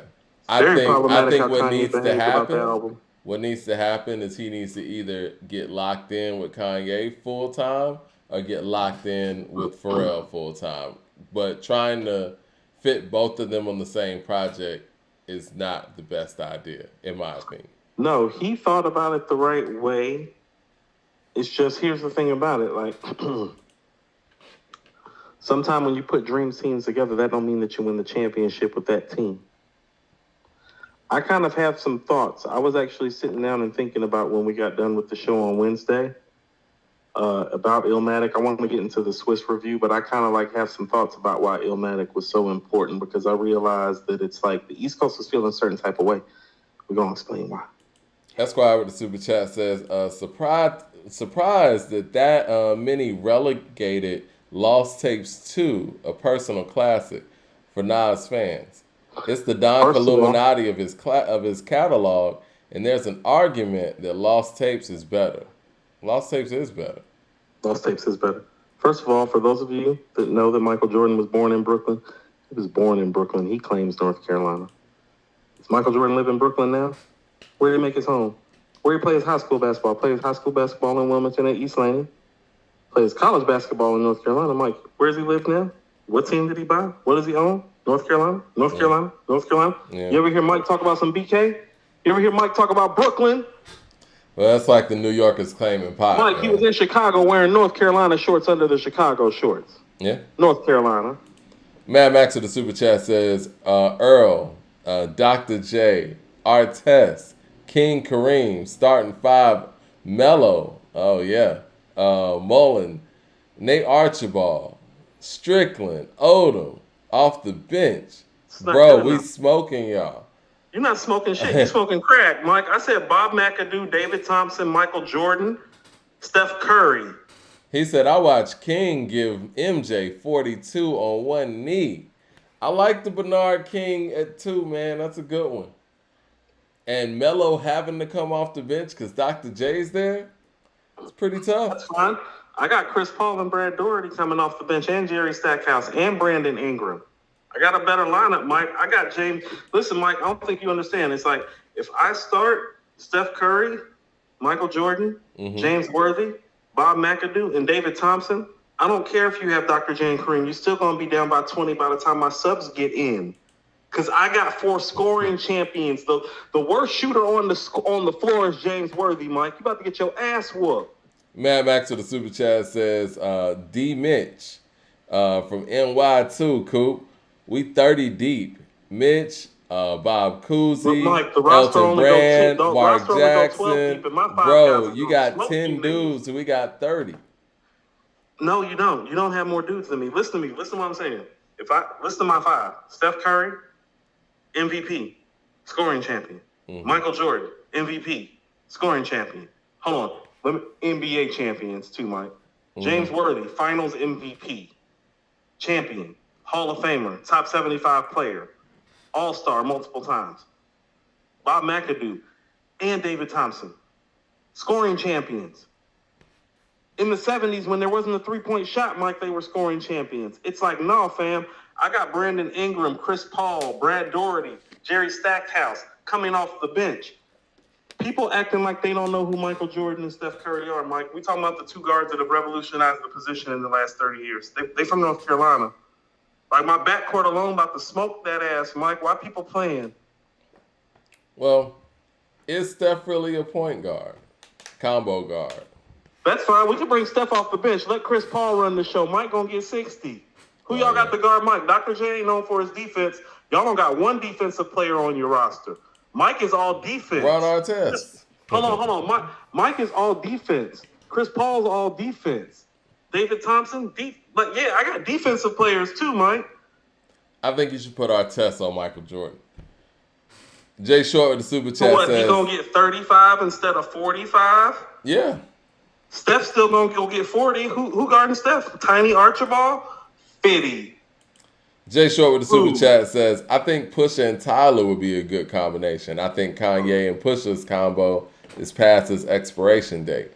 Don't give up on Kanye yet, guys. But I do agree with the Tyler and Pusha thing. We smoking on New York's top 5 in basketball, Mike. Smoking on them niggas. Because Kanye is Oh, a music guy. Like, we're gonna have to see if he has any more in the tank when it comes to that part of it. But again, I wouldn't count somebody like Kanye out. Reggie with the super chat says, what up, Mike and Coop? Starting at 2007, ranking the XXL freshman classes to date. ranking the freshman classes starting in 2007. Well, I don't remember them offhand. I would say I'm trying to think of the covers. I remember the one with Kendrick had a lot on it. That was 2010. The first one had what? Mickey Fax. I Love College. Blue was on there. I'm thinking Asher Roth was on there. Who else was on there that I'm thinking about? Corey Guns was on there. Yeah, I'm gonna have to get refreshed on their covers. Yeah. I don't have the strength. That's a lot off top. All right, Swiss Beatz album. Or was it? All right, first of all, clarify. Whose album is this? Is this Hip Hop 50, Mass Appeal? It's a Swiss Beatz album. Like, what is this? You have some inside information on that. Explain what that is. This is Swiss executive producing an album for the Hip Hop is 50 series, very much like DJ Premier did last year, which is actually where we're going to start this conversation. Because for people that complained about this album, and Mike, you're one of them because you don't like it. It's cool. It's cool. Did it sound like I don't like it? It's the Nas song is cool. I think the J Electronica song's the best song on there to me. I think that the biggest banger on there is probably the one with Jada and Benny. Once again, I concur. And I was kind of underwhelmed by the Wayne record too. I feel like the snippet was better than the full record. It's kind of like, when you see a trailer for a film and the trailer is better than the movie. And I think I was telling you yesterday, like Wayne and Swiss, they do well together. Usually, Mike, when you get a trailer for something, it's because they're trying to promote something that's greater than what the actual product is. Well, ain't no trailers for The Godfather 2, Mike. Ain't no trailers for Philadelphia with Tom Hanks and Denzel Washington. You feel me? Yeah. Like, the best shit don't have trailers. So as soon as you got a trailer, you should have known that you were being marketed and promoted and licensed on that ass. Well, with this being Swiss Beatz' project for Hip Hop 50. With him being placed at the helm of this part of the project, as in volume 2 of this project. Correct. So with that being the case, how are you rating the production of this project? I'm glad that you brought that up. That's why I want to juxtapose everything that we're about to say to the DJ Premier project that was volume 1 that nobody paid attention to, that was more hip-hop centered than this one. Well, how did you feel about the production on that one? It's cool. You probably feel that way about this one. It was predictable, except for the J Electronica. Did you feel like the Primo production was predictable on volume 1? I did. Okay, so I'd like to let you all know producers have sounds. And you can usually identify the sounds. So if that's what you're talking about, yes. But what I hear is a concerted effort to make something soundscape-wise that is succinctly different from what we got from DJ Premier last July. And here's why. Nobody paid attention to it. Nobody said a word about it. It came, it went, nobody gave a damn. Now it's more rooted in hip-hop. Mike, there's Joey Badass on there. Remy Ma and Rhapsody. Run the Jewels. Nas. Wayne and Slick Rick, definitely more hip hop oriented, Mike. Nobody paid attention. So you know what you got this time around? You got Swiss this time around, Mike, instead of Preem. Is that a cop out though?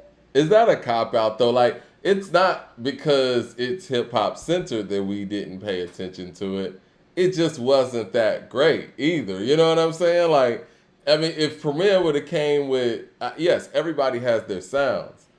1,000,001 is part of Premier's sound. Nas's Like is part of Premier's sound. That is 97 to 98, Mike. That is not fair. I mean, that's not fair, but I'm just saying it's not fair to say, like, the reason why we're not gravitating to it like that is because their sound is their sound. It's just... No, I'm just trying to highlight that a more hip-hop centered project was delivered to us as the masses, and we didn't really care for it. Did we care for it, though? Like, because... that doesn't really even apply to when you and I talk about albums. Even if something is hip-hop centered, we'll rant and rave about it. But I'm just saying, how did we take in the Premier record? I mean, the Premier project. We was like, it's cool. We rated it as a solid project. It's solid. You know what I mean? Like, it wasn't no blow for blow on there or nothing like that. No, you know I'm what not I'm saying saying? that wasn't, Mike. I'm just providing context that it's like, well, you got a hip-hop centered project, and quite frankly, and this is what I mean. When the project was hip-hop centered and people didn't feel it, did you hear people complain about this project? The Primo project, did you hear anybody complain? What do you mean complain about? That's what I mean. It kind of came and then it kind of went. It's like I didn't hear any big critiques or people up in arms about it because it was rooted in hip-hop, right? It was or safe. more traditional hip-hop. It was safe. It was safe. Okay, and Preem is a legend, right? And he's so respecting the hip-hop community. What I'm saying is because this album is Swiss, because this album isn't safe, people are criticizing it, and I don't know how fair that is. Listen to what I'm saying. It's because safe this too. Listen to what I'm saying. This is hip hop is 50, and so it's not hip hop is 50-year-olds, as in made for 50-year-olds only. This is hip hop is 50, and so Volume 1 was more geared towards a certain aesthetic. This is not geared towards that. You can see it from the lineup change. Well, Rhapsody and Remy Ma, you know, some traditional spitters and lyricists, they've been replaced with Lil Durk and A Boogie. Are you following where I'm going now? I hear what you're saying, but that's not my critique of it. You know what I mean? Well, what I'm saying is that part of what Hip Hop is 50 is trying to do is show a full spectrum of what hip hop is. And Swiss is the person that they chose to show off this spectrum of it. And so what I find is going on is that people from our age bracket are complaining about this project when it's actually better than the Primo project, but nobody complained about the Primo project. And that's us being biased because it's Swiss and because it's not that traditional hip hop. But go ahead. Well, who's been complaining about it? No, I've seen it on Twitter. I've had people DMing me since like last night at like 2, 3 in the morning. People have been DMing me like about the beats, like, oh man, this ain't it and this ain't hip hop. I'm like, no, it is. And I'm gonna tell you something too. And I think Swiss has always got pinged with that though. You know what I mean? Well, this is what I'm trying to say. Well, we didn't really, and when I say we, I mean traditional hip hop heads. But you did not support the DJ Premier effort, now did you? We've had this conversation. I don't think it was that good. Every time I start talking, you cut me short. I'm sorry. Go ahead. Go ahead. My bad. Now, this album has already gotten more radio play than the DJ Premier joint has gotten up to date. Like in one day, Mike. Mm-hmm. Well, it's got Wayne on it. Wayne's on the last one. That's why you don't get to say that. Wayne's on the DJ Premier joint with Slick Rick. They're leading with this, though. No, they lead it with Nas. No. As far as how he's promoting it, you're talking about spins, you're talking about radio and all that stuff. How he's promoting it, he led with Wayne, and he also led with the fact that, you know, Jay was supposed to be on the record too. Like the Durk A Boogie record got the most streams so far. Yeah. That's why the Durk A Boogie record is on there. People need to understand, like our generation needs to like officially start understanding what's going on with the times. The way that you guys, I think that's a whole different argument. But I feel no, it's not. Saying. You're not. Because no. It is. No, it's not. Because this is what I mean. there's this old head syndrome that's going on, and y'all don't understand how the game is played, and y'all keep thinking that the game is going to be played your way. And what you're doing, you're hurting the artist that you love. You're not hurting Coop when I'm telling you this. Like, your inability to listen to what I'm trying to say and what's been being told to me by younger people, and I'm just going to frame it to you. This is why the A Boogie and Dirk record is the biggest record stream-wise so far. Because somewhere, in a lot of places right now, there's a teenage girl or a young woman that's in college. She's in high school or in college right now. And Dirk is her favorite rapper. You get what I'm saying? And about Dirk being her favorite rapper, Mike, listen to what I'm saying. She don't give a fuck if the song is good or not. People need to understand that today's fans have changed. She don't care if it's good or not. She loves Dirk, and she wants Dirk to win. And because she understands how streaming works, she literally will pull his shit up on Shazam, put this song into a streaming service, and while she's working or doing whatever she's doing in her dorm room for the next 24 hours, she will put that down and play it on low constantly. She'll have her headphones in and nothing else, but she's going to support her homie shit, and she knows how to support it. So for 24 hours, she will spin this song constantly and give it about 2,000 or 3,000 streams herself just to support Dirk. We don't think like that, Mike, because we weren't taught to think like that. But at some point, in order for the artists that we love to thrive and continue to exist in this climate, we need to stop thinking like 50-year-old men and like 19-year-old girls who are making these motherfuckers rich and famous and keeping their streams up, because that's what they do to do it. And that's what I was trying to explain with the whole KD3 thing, was that it's like, oh no, you're supporting the way that you were taught to support when we were growing up. Motherfucker, we grew up in the 80s and the 90s. It's 2023. There's different ways to support. So go download your album, go buy your vinyl, but also understand it's not hard for you to do, Mike, it's not hard for you to do what I did last night. While I was working on the media, look, listen to what I'm saying. Let me finish. While I was working on the media kit, you know what I was doing?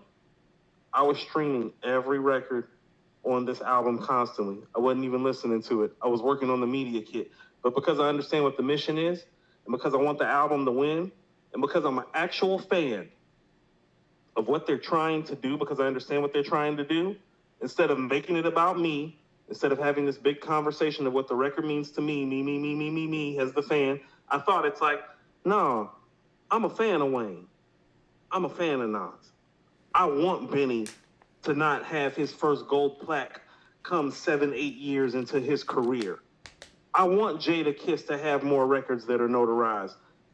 Let that shit play in the background while I'm working on this kit, not even listening. So everything got streams for me last night. But also, too, I had to humble myself and understand that I didn't understand how it worked, start doing it the way that it worked, and actually stop applying it and stop putting me first. Go. In what era has the older artists in hip-hop outsold the younger artists? That's what I'm trying to say. I'm just saying, like, I think that's just a thing. Like, hip-hop is catered to the youth right. in the first Mike, place. this is what I'm trying to say. Part of why that happens, Mike, is because we traditionally, not as hip-hop heads, Mike, we as people, as we get older, you want to know why our artists' records don't sell the same, specifically in the black community? We don't learn how to keep up and support the same. And what I'm trying to tell you is that rappers aren't on 5 to 7 career lifespans anymore.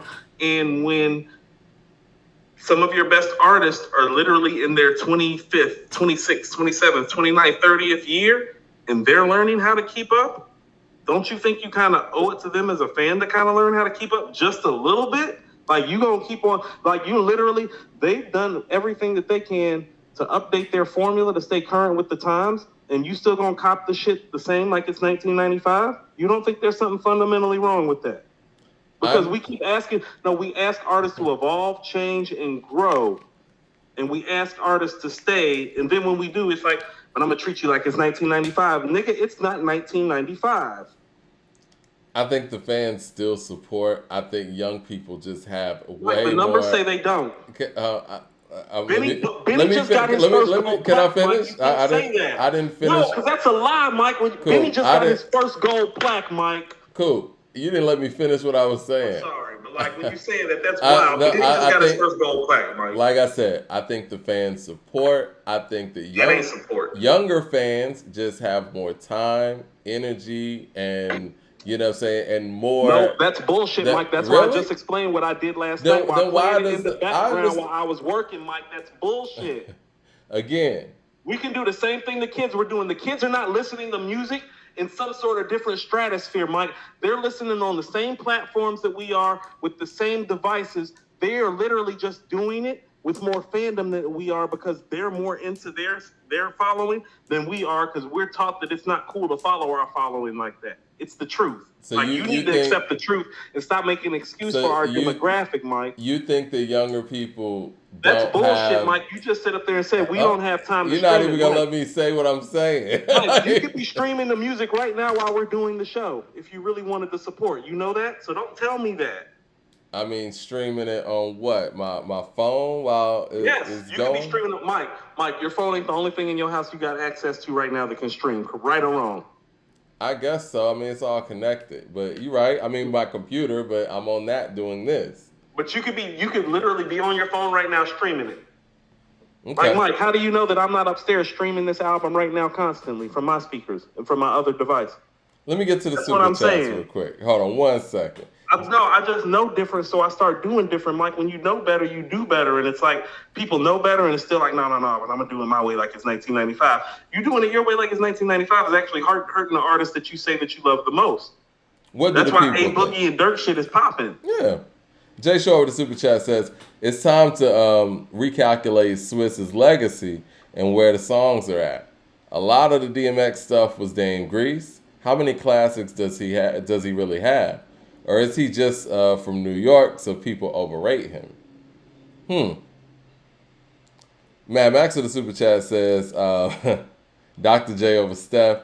He's a 3-time champion, 3-time MVP. Earl is cooking Steph and CP3. He is Kyrie before Kyrie, and King before the injury was better than Worthy. Kuzi, King, come on. That's like Mini Magic and Kuzi got 8, Kareem got 6, I have the greatest player Dr. of all J time. got 3. I have the greatest player of all time.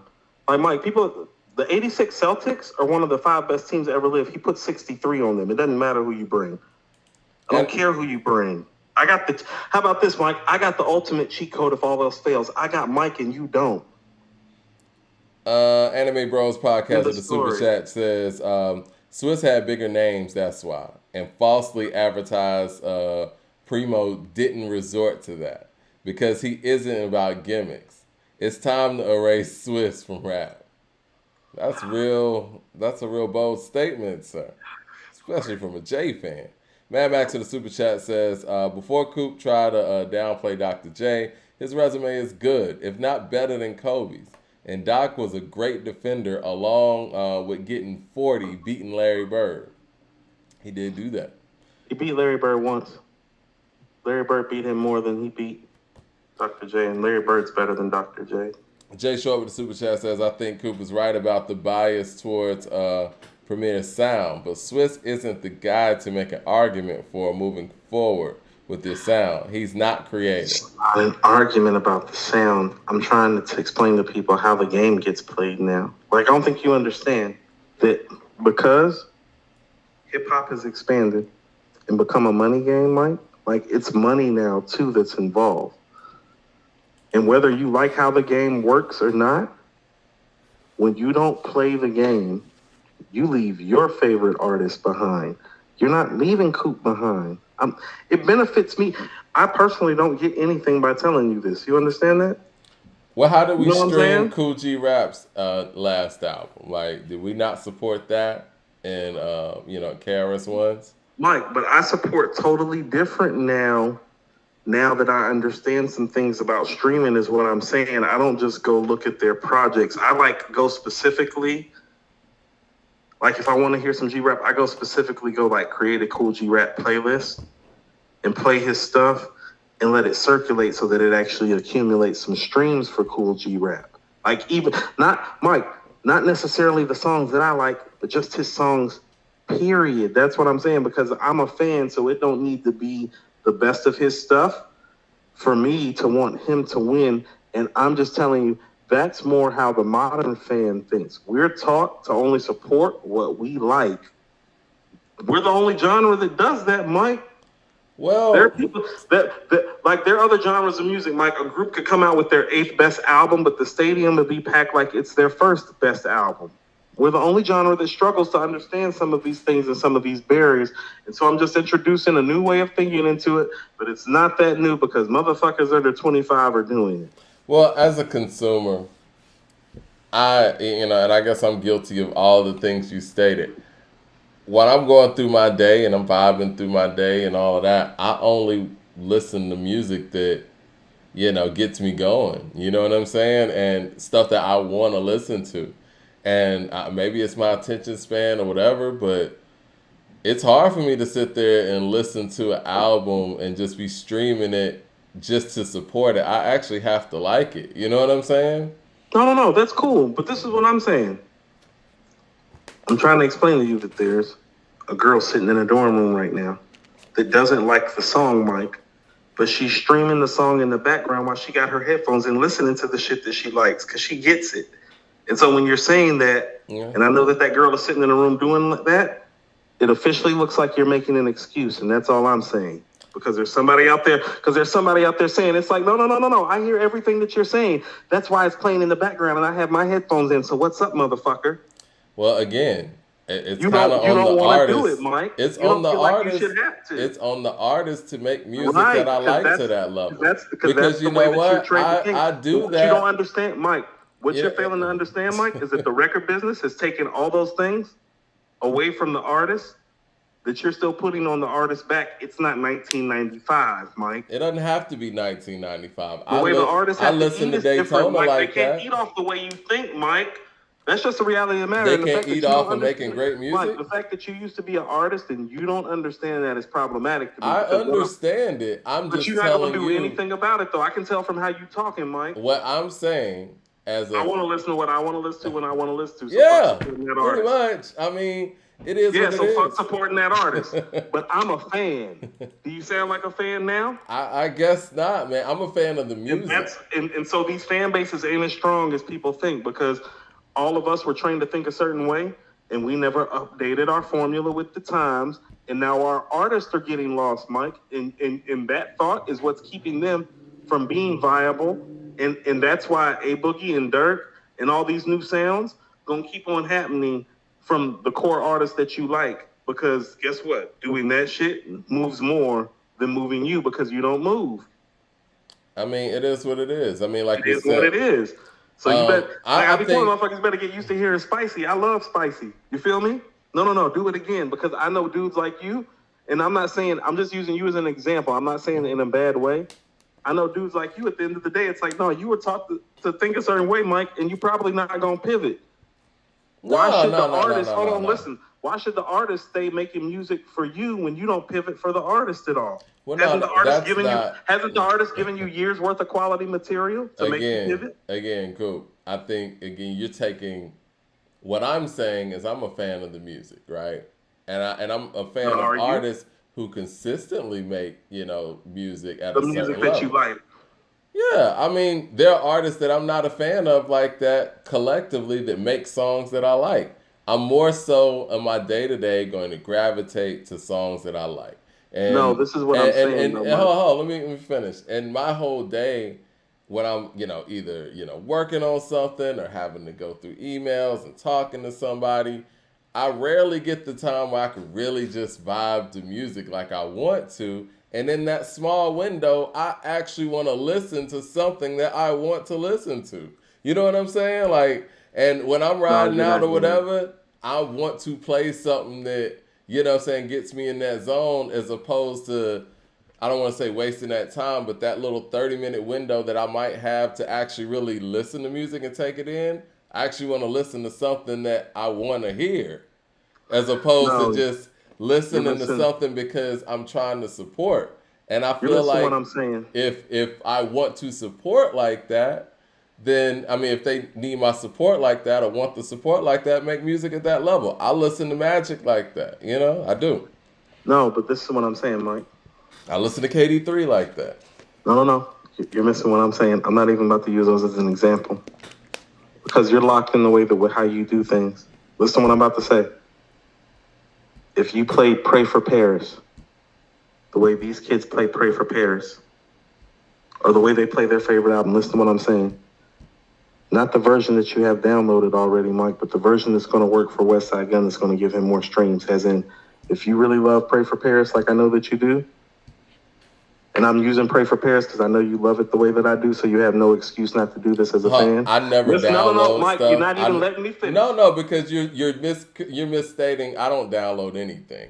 I just stream stuff. Like I never download albums. Okay, so I don't want the people to think that's what I do. So listen to what I'm saying. You love Pray for Paris like that? Of course. Do you stream it constantly for a day over different streaming platforms? Because I've done that because I love Pray for Paris like that. Because I understand that there are people who are fans of other artists' music like that do that for their artists to show the artists that they love them. Like, I know Pray for Paris is a classic. So I don't need to hear it playing in the background for a whole day to justify playing it for a background in the day. That's about me supporting the artist that made the quality project that I like, and I'm going to support it in a modern way, not in my way. A way that's beneficial to them because they gave me a project in this era that I feel like is a classic, and the only way that I can pay it forward is by doing it on the level that his competitors' fans are doing it. Not how his fans are doing it, his competitors' fans, because Griselda doesn't have any gold plaques. But we talking about we love Pray for Paris, right? Mm-hmm. Yeah. So how about this? All the niggas that's over 35 that love Pray for Paris need to like actually show it and do what I do sometime, which is literally stream Pray for Paris for the entire day in the background on speakers when I actually am fortunate enough to be at home. Mike, sometimes I just play it down here. I'll be upstairs the whole damn day. So you don't think, especially using Griselda as an example, you don't no think... gold plaques, Mike. Again, shit don't make no sense. Can I finish? You don't think that their fan base has shown in other ways that outweigh the streaming, the streaming payout, that they support them?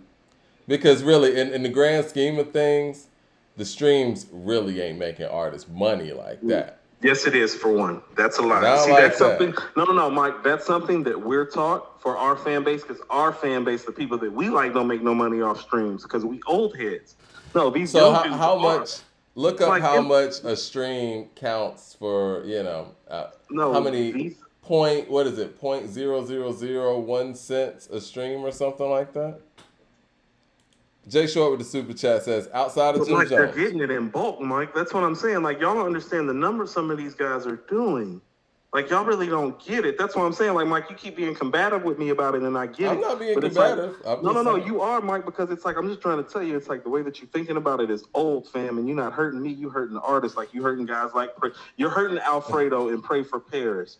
When you're not burning it the way that these kids is burning these records that you don't think are as good. If you don't think those records are as good, then put them out of commission by playing the records that are as good on the same level. On the same level as Mike, let me finish. On the same level as the people that are playing the records that you saying ain't that good. Because that A Boogie and that Dirk record, cool. Oh no, it's been burning up. Look, cool. At what point in this whole... Play Rubber Bands and wait. You're not even going to let me finish. You ain't been letting me finish. You're making up stuff. At what point? I'm not making up stuff. Cool. At what point in this podcast did I say anything negative about the A Boogie record? You talking about records that I don't like. I ain't say nothing about these records. I didn't say you didn't like it. I'm just saying you did say that. You just said that. I never said any of this stuff. Do you like that record, Mike? You mischaracterized. I don't love the record, but I didn't sit here and say anything about the record. I don't love the whole album. Like, I think the project's just cool. I don't like the album at all, Mike. I never was a big fan of Swiss Beatz stuff anyway. So, Me neither. But so this ain't got nothing to do with A Boogie or anything like that. But you're mischaracterizing where I'm coming from with it. You're painting this picture like I'm just some old head that just shitting on any young person that puts a record out. I didn't even say anything about their record. No, I'm shitting I didn't say anything about the record. I'm not saying that you're shitting on new artists. I'm saying your practices are old and how you're explaining it is old. But again, you said a record I don't like, and I never said I didn't like the record. But Mike, I brought up a record that you do like, and I asked you if you did something, and you didn't reply. If I did something, what?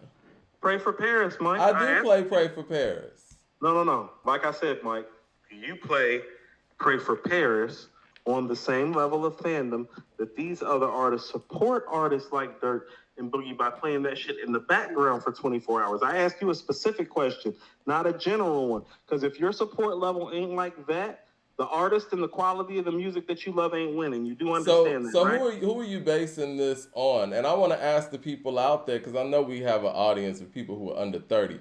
Are y'all playing artists in the background in your dorm rooms like that? Because again, you're creating this scenario that, I mean, I don't know where the actual litmus test is coming from. Is this a actual person, Mike, or is this a made up situation? Let me ask you something. When you were in the studio, let's say when Supreme Clientele came out, you didn't just put Supreme Clientele sometime on and just spin it? Like in the background, you ain't never done that with Supreme Clientele, Mike? In the studio? In the studio, at your home, whenever. You ain't never just played it and just let it play? You ain't never loved the album that much, Mike, that you just kept on letting it play? Like when Supreme Clientele got done, Mike, you ain't never go like, let me hear it again? When I'm listening to music, I'm like listening to music. You know what I'm saying? Like, I think background stuff is more for random if you got the radio on or something like that.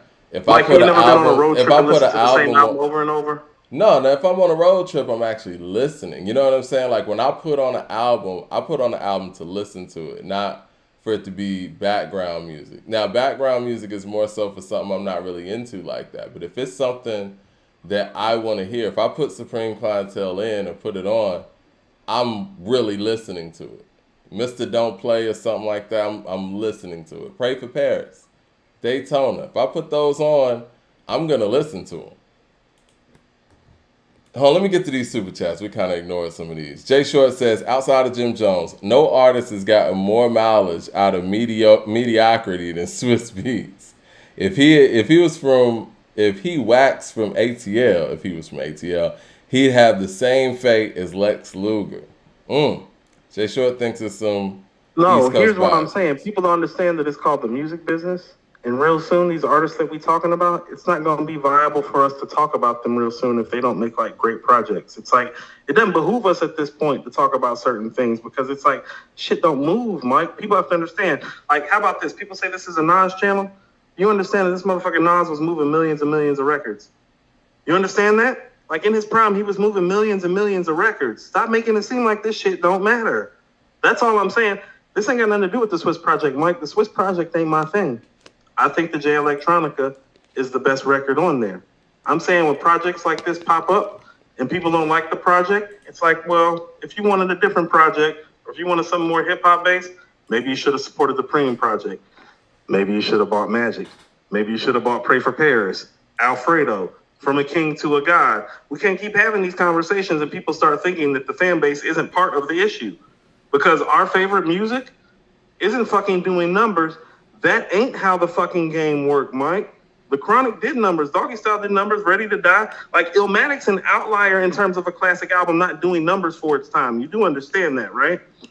DMX literally sold about 3 million records off of Get At Me, Dog, and Stop Being Greedy.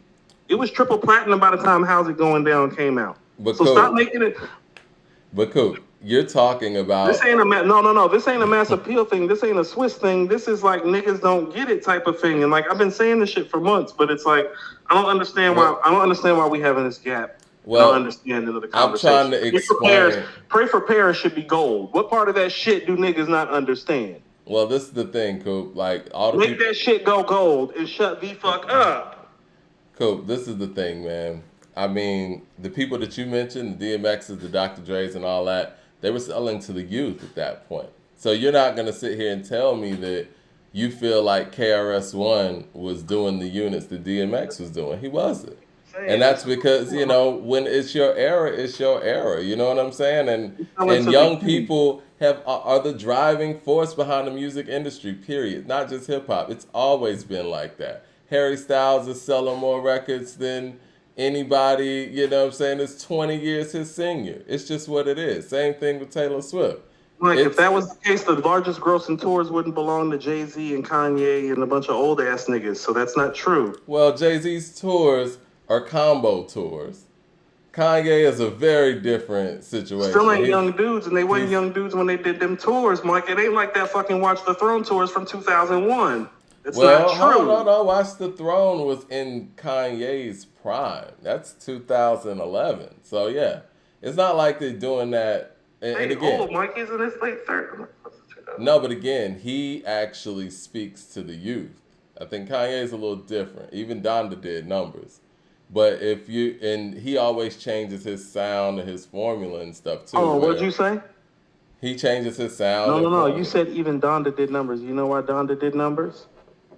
Because he had a lot of young folks on it too. And he's Kanye. So what you're saying is that it's okay for hip hop to expand and to grow, and the artists to make music that relates to a younger fan base. Of course.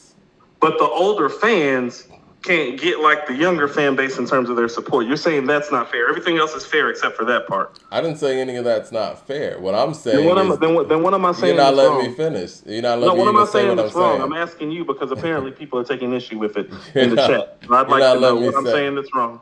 By asking old ass niggas to get young in a sphere and a spectrum that actually calls for it. Again, young people are going to. They have their habits. We were listening to music and buying more music than our parents, right? Were we not?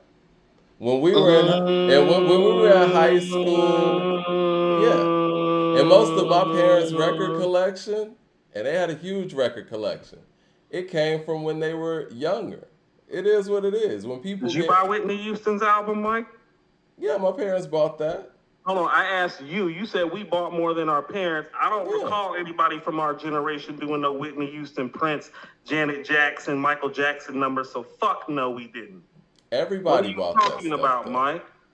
You're talking about two different things. This is you talking about a previous generation. You said we bought more music. How? When the previous artists sold more records. Mike, when the previous black artists sold more records, how we bought more? Hold on. You took things back to the 80s. Let's go 90s, right? When our parents bought the music, Mike, you just said we bought more music than our parents. You're not letting. Can you let me clarify? doing 36 million and Purple Rain doing 20 million, but the Chronic doing 4 million, and we bought more. That shit don't add up, Mike. Can you stop and let me explain what I'm saying? What I'm saying is in the 90s when all that Supreme Clientele, the Chronic, and all that stuff was coming out, when we were in the ages from, let's just say, 14 to 20, we were buying more albums than our parents were. Because we were buying, especially in the No Limit era, niggas was buying albums like every week. And our parents would probably go out there and buy an album every now and then if one of the artists that they really rock with came out with something. But if it were like us, we were kids. They would sell us on somebody immediately. Absurd, Mike, that's absurd. Okay. Like that's literally some of the most absurd stuff that you've ever What's said. absurd about it? Because, Mike, here's the reality of the matter. Up until 1995, it wasn't even normal for a rapper to go platinum, Mike. Yeah. The artists that our parents supported had gold and platinum records out the ass, Mike. They had singles that were selling 500,000 and 1 million copies, Mike. That sounds crazy, Mike. The previous generation bought Control, Purple Rain, and Thriller. We don't have 3 albums from our time even remotely close. It was a big deal when Jodeci sold 4 million. It was a big deal when Mariah did 10. That's fucking dwarfing the numbers of a previous generation, Mike. That is literally an absurd statement that you made. There's stuff like from Denise Williams' Free, like, and she never even had like a major big album that popped like that was going gold and platinum. Like, you got so many gold and platinum R&B artists because our fucking parents supported everything that they did down to the single that it's ridiculous. Well, honestly, that's so disrespectful, Mike. You know people with record collections. Of course. The shit that you had, and you pulled up and you said that. What I'm saying, wild, Mike. But they bought those record collections when they were younger, and also the fact that they bought way more records than we did. That was the only median for them to actually get music as well. And I'm talking about our era from, before Napster hit. Like, we were buying CDs and stuff every week. And you could even ask your parents. Like, when they were younger, they probably were buying CDs like every week. Not CDs or records like every week, going to the record shop. But when you get older, that stuff slows down. People have other obligations. People have other things to do. And the young people take the helm and are the ones that are buying the most records. If you ask any record executive, they are targeting a younger audience to sell records to because That's of their always buying the plan, patterns. Mike. It But is what it is. No, and this is what I'm saying, but this is where you all have it wrong. I'll give you an example. My Aunt Sonia knows about Mary J. Blige through me because one day I was playing My Life in the kitchen one morning while she was making us breakfast. You get what I'm saying? Like, Mary J. Blige ain't her thing. She's like, oh, no, that's Rolls Royce. I'm like, no. I'm like, that's Mary. She's like, that ain't Mary, that's Rolls Royce. I'm like, no, you got to hear the whole album, Aunt Sonia. She's like, bring it in here, play it. Yeah. Right. We don't operate that way. Stop acting like we do. I watch people operate quite the exact opposite in this culture when it comes to the receptiveness of the younger generation. And all I'm trying to say is that no, we're nothing like our previous generation. Part of why these hip hop records exist is actually because the previous generation accepted us and embraced us and did things more the way that we did it, way more than we're doing those things. We're the get off my lawn guys. Not even our previous generation. Previous generation is way more cooler with the transition than we are, Mike. We fucking suck. Nah, I resent that. I like everything. I don't care what you resent, Mike, because you're one of the people that just lit up there and told me, it's like, well, I really don't care about supporting artists like that. I want to hear what I want to hear and what I like. I didn't say that. I'm just saying I just said from a practical standpoint, when I'm listening to music, I'm playing the stuff that I like. It is That's what cool. it is. I am too. I'm just thinking about how I can play it to make it beneficial to the artist now as somebody that, used to be one and is actually a fan. I'm not just thinking about this whole thing was created to support artists. And I think there's a lot of ways to support artists other than, like streaming overnight. That's one thing. And that's one way to do it. But there's a lot of things. As an example, Mike. There are multiple other examples. Of course. Live shows, merch, or just straight up putting that support, putting the word out, Got an interview with Swig that about to air in a second, just, to get the word out on his record, because he doesn't have like the major platforms to, support that. When Conway is telling you on Jesus Christ is making 300,000 in t-shirts really wasn't the plan, he's literally letting you know they're not supporting the quality music like I was expecting. It's kind of like a brag, but it's kind of like a shot at what's happened to the quality of the music. People are looking at it like it's a humble brag, but he's really saying, I'm making quality enough music that I shouldn't even have to sell any merchandise. And he is I don't know if that's where he's coming from with it, but at the end of the day, you got to ask yourself. It wasn't part of the plan, Mike. How more clearly do you want him to say it? At the end of the day, why do you think people are actually buying the merch? Because they rock with the music, right? Mike, what I'm trying to say is that if his music was selling the way the merch was selling, the merch wouldn't be his earning piece. Music doesn't sell, period. What I'm saying is when the merch is earning more than the music, something might be wrong with how the fan base is tracking. I disagree with that. I think when the merch is making more than the music, something's wrong with the system of selling music. Something's wrong with the actual system. No, Whitney didn't have to sell no hats or shirts to buy that house in Alpharetta, Mike. Because because you're talking about an album era versus a streaming. I'm about a previous generation and how to support their artists and what they're talking about. Again, you're trying to put them in differently. Let me finish, man. Like, yo, come on, man. You let me finish. You talk about a streaming era versus an album era. Our parents weren't in a streaming era to even be able to equate these. This is apples and oranges. It's not the same points. It's not the same points per album that the artist is getting, that the label's getting, that the producers are getting. The streaming era is a whole different beast financially. So, yes, of course they're going to make more money off of merch, but that doesn't mean that they're not getting support. I feel like the support that they're getting from the merch is equating, how the fans really rock with the artists.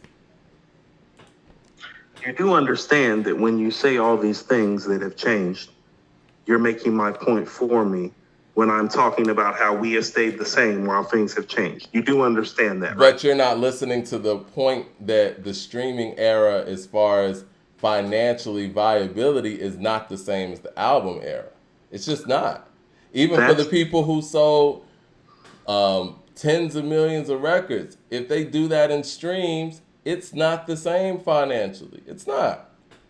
That's why people like Taylor Swift, who get the most streams, they're out here going at these streaming platforms because they're not getting an even shake. She's not getting an even shake. If she's not getting an even shake, Mike, what do you think our artists are getting? Yeah. We help control some of that. Do you not understand that? What I'm saying, like I said. Mike, every time I ask you a question, you tell me what you're saying instead of I answering understand that, but what you're not understanding is the streaming platform. Mike, you haven't answered one. Like I'm answering all of your questions. You keep interrupting when I'm. How you felt. Go ahead. I asked you a question. You're the one talking about how you're feeling. Go ahead. I asked you how, if we know that the way the game is designed now makes the artist less, is that not a viable reason to support more? Yes or no? Yes. Then why is it not happening? Well, this is what I'm saying. The support is having to come from a different avenue, from the merch. Because supporting from the streaming platforms is only benefiting the big companies like Spotify, Apple Music, and it's not trickling down to the artists. But when you actually go and support your artists via shows, merch, and whatever they got going on is direct sales to them, that's supporting the artist financially. That's what I'm saying. Okay. Esquire with the super chat says, Coop, you're overstating the sophistication of young fans who stream. The average young fan doesn't stream music they don't like to support the artist. I mean, but most of y'all don't even know how streams work. You can run somebody can be playing a song in the background of their TikTok, and if you leave your phone open on it, that's a stream. So like when you're saying I'm overstating it, it's like, nah, fam, I'm not. You might just need to catch up a little bit. That's what I'm saying. It's like people's like, no, you're overstating. It's like, no, you're not caught up. I've literally been spending the last 6 months researching it. It's actually more complicated and complex than I thought it was. That's why I keep trying to be informational about it. But like I keep on finding when I try to talk to people, I don't know, in my age bracket, they're resistant. When I talk to people younger than me, they totally get this shit and none of this ever happens. And I've been having this conversation in the streets of Atlanta with people younger than me for the last 6 months. It's not an issue. It's not an issue till I talk to somebody over 35 years old that's stuck in their ways and thinks that they know everything about how music works. Oh, badly with the super chat. I'm not talking about you, Mike. I know. Oh, badly with the super chat says, Talib and most listen to their fans and got a bag to avoid this type of demand to streams. But you hated on their method and refused to support. What say you about the lack of support for Talib and most? First of all, whoever said that, and I mean this sincerely, kiss my ass. I bought Luminary for 3 months, so they got support from me. Kiss my entire ass. They got 3 months of my money. Mike, they got more than 3 months of your money because you forgot you had subscribed to them. They got about a year's worth of, according to Hip Hop's money, and we definitely didn't pay the album versus what we paid. They got our money. I supported, and listen to what I'm saying, Mike. Off the strength of just them coming back, and listen to what I'm saying, even though personally may not be the biggest fan of their rhetoric all the time, I still support it. Yeah. You and I had a whole show where we talked about things that they could do, promoting, marketing, and vinyl-wise to make themselves some more money that I would support. Get out of here with that shit. That was old badly. Shout out to him. Hey. Leroy Green. I already had to school them on their podcast, Mike. I can't keep on schooling these niggas. Leroy Green with the super chat says, Coop, listen to everything you're saying, so does Jay Electronica. No, he says, Coop, listen to everything you're saying, so does Jay Electronica or anybody else really need an album now that people don't even listen to or like them like that. You want to know what? Here's the thing about it. Is he hurting his all-time stature by not releasing an album? Yes. Is he totally wrong for what his following probably looks like in terms of the numbers that it may do that may come off as disappointing because of who he is? Like, think about it. What if he were to actually release a solo album and it's like, Oh yeah, the J Electronica solo album did 32,000. It's like, that's the guy we've been talking about the last 15 years. He did 15,000 units. Mike. At some point, some of the fervor and some of the nostalgia and some of the legend gotta make sense, like numbers wise. You know what I mean? Like some of it. I'm not saying that I'm not saying the guys gotta sit up there and go like double, triple, quadruple platinum like it's their heyday. That's not what I'm saying. But Mike, the fact that Benny Butcher just got his first gold plaque, I find that to be absurd. I find that to be partially due to the fan base, based on things that I've been introduced to by a younger audience. Yes, I do. That is part of his audience that doesn't know, doesn't care, or just wants to hear what they want to hear, and when they don't hear it, they don't support. Let me ask you this, though. Do you not think that streaming numbers are somewhat inflated by, like, what streaming farms or possible radio play? Because even with what is it, Station Head, we figured out that if we have 1,000 people in that room and we play one song, it counts for 1,000 streams. So what does that look like for a radio station that has a reach of 20,000 and they're playing the record 8-9 times a day?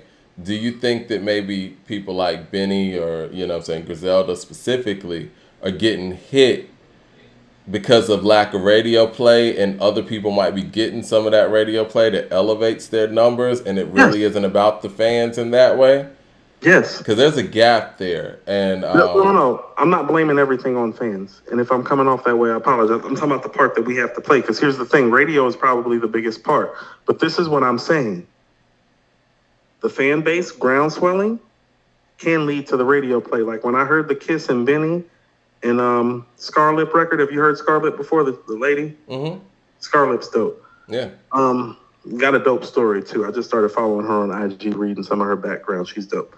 When I heard that record, I was like, oh, good. I was like, I think Benny might get played on New York radio. Like, I was actually happy for him, Mike, because it's like he doesn't really get those opportunities because, and this is what I mean, and this is where it's a young man's game. You remember when the show soundtrack came out? Mm-hmm. I remember me and my man Tremaine sitting in Boulevard Homes on West Boulevard on the phone with the local radio station for like an hour to try to get Everyday Thing played after we heard it for the first time on the radio. Yeah, I was looking for that song to be on the radio too. That's that youthful energy that it's like, well, you're not 14 years old like we were at the time. Well, Tremaine was 16, I was 14. So you don't have time to sit in the projects and wait on the phone for the radio station for an hour to get your favorite record to play. Yeah. So you have to learn how to fight differently. And all I'm saying is that cats like us used to fight that way about our artists when we were younger. And as we've gotten older and this culture has expanded, well, we don't fight that way anymore, but we expect our artists to fight that way. I don't know how fair that is. I agree with that. That's all I'm saying. And if it's coming off any differently, that's all I'm saying. Because I still remember that kid that wanted to hear Everyday Thing again and was willing to sit on the radio and listen to what happened. No, I agree with that. Listen, they heard my man Tremaine wrong, and they played On Them Things by Mac 10, and we literally lost our fucking mind. We were like, we waited on the phone to give Mac 10 some spins in Charlotte when we wanted to hear Bone. But we were that dedicated. Yeah, and I remember calling the radio station requesting records too, and they would never play them. I would talk to somebody, they would take down my requests, and they didn't play them. And then, fast forward a few years later, I'm actually working in the radio station, and I am answering the phones, and I'm being given orders, and I actually see how this thing works. They have a sheet of paper of the records that are going to get played, and you check off whenever people request those particular songs, and anything that's an offshoot, you write to the side. But, again, that's that political game of radio. And I feel like even with Griselda, with the impact that they've had, Star, shout out to him, he even went up to Flex show telling Flex that he needs to play, or they need to be playing some Griselda. And Flex is like, we can have him come up for a freestyle. And it's like, no, play their records. And we still haven't gotten any Griselda records, even with the fans getting behind it. So I feel like commercial radio, with their megaphone and their ability to bump up streams, they're going to play the people that they're told to play. And yeah, it puts the grassroots fan base and artists in a backward stance in that sense. And it makes it look like just from a sheer raw numbers standpoint, that certain people's fans are supporting way more than others when folks is on steroids, man. It's not just, you know what I mean? It ain't just a raw numbers game. Some of it is not radio-friendly songs. Like there's a myriad of factors that are into play. But listen to what I'm saying. Mike, I know it's an issue because I know literally until about 8 months ago, I didn't know how to properly stream music. And I'm a pretty intelligent guy, and I'm involved in music. So don't tell me that the fan base isn't part of the issue, because part of one of the things that I kind of doing by forging this conversation, kind of calling myself to the carpet first, like, oh no, all this shit new to me. And don't tell me that you knew all this stuff beforehand. That's a lie. Because I talk to, like, I've been around this world, I talk to so many people. Don't tell me that people our age know about streaming like that. Not all of us. The people inside the business do, but the casual fan, nah, you don't know most of the stuff that I've learned the last 8 months, because I just learned it the last 8 months, Mike. And I've been in part of the music business as an artist, as doing a podcast. I've done radio shows before you. You know what I'm saying? Like, I've done a few different things. It's like, no, don't tell me that you knew like that, fam. And all I'm saying is there's a part that we play where it's like, you know, it was a big deal when Mobb Deep, the infamous, went gold, Mike. It was like, yeah, you don't have to, you know, make a Biggie or a Tupac record to, like, sell the records. It's like, you may not go platinum, but you're going to get your respectable piece. And it's like, no, nobody wants to be walking around here making classic albums and they don't even have a gold plaque to show for it. Pray for Paris isn't gold, Mike. Listen, don't tell man, me that ain't got nothing to do with us. You know whose fan base gets it? NBA Youngboy's fan base gets it. Best fan base ever. In this era, definitely. He'll pull up, Mike, how about this? He'll pull up on YouTube and make more money than these niggas making selling merch after their show. That's what I'm talking about closing some of the gap. It's like, no, I'm not telling you to be NBA Youngboy and do NBA Youngboy's numbers, but I'm saying, as a fan base, y'all don't want to close some of that Griselda NBA Youngboy gap? You don't want to close some of that gap? 36 Chambers. Like, here's what I'm saying. It's like, Doggy Style did 5 mil, like we talked about. You know, Ready to Die did 1.5. That was super, super respectable for the time for an East Coast artist to do that. You feel me? Yeah. Nobody wasn't expecting Big E to do Snoop numbers. So when he did 1.5, it was like, oh shit, we got a thing going on here. 36 Chambers with the $20 super chat, showing love. He says, what is the difference between expecting me to use my Wi-Fi or my data plan to stream nonstop for something I may not even like, but we talk down on Talib for getting his Luminary bag? Isn't that modern support? Same thing? No, because Talib is asking you to do things his way, the way he wants them done. Everybody else is playing the game that I'm talking about. You're talking about a couple people playing a certain type of game that's outside of the box, and that's fine if you want to play outside of the box.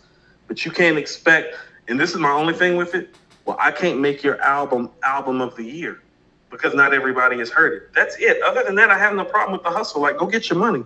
Like, nobody's knocking what they're doing business-wise or financially. My issue with that is only musically, in terms of sound quality, access, replayability, and thereby viability and rateability. The rest of it, I could care less about. Go get your fucking bag. I'm happy if they got a big-ass bag off of it. You know what I'm saying? And you know what? And furthermore, and I do want to clarify that part of it, I do have an issue with the amount of money that artists receive from streams, individual streams. I know Prince, before he passed away, and this is his 7th anniversary too. I hate to say anniversary in situations like this, but he was saying that there needs to be a pay system, even on streaming platforms, for veteran artists and new artists. Like, someone like him with the catalog that he has shouldn't be getting the same amount per stream as somebody who just popped up on Spotify yesterday. You know what I'm saying? And so I do think that there's an issue with the payout system of all streaming platforms. And for Yasin and Talib to go the route that they did, to be able to write their own check per se for that, I applaud that. I just, you know, it's just very difficult. This is what I'm going to say. My only issue with the Luminary move was it was a platform that didn't have any other music on it. And I personally, as a, you know, consumer and as a fan of theirs, would have loved to just been able to buy something outright, and you know what I'm saying, and they get the money for the album, I get the album in whatever form, and we be cool.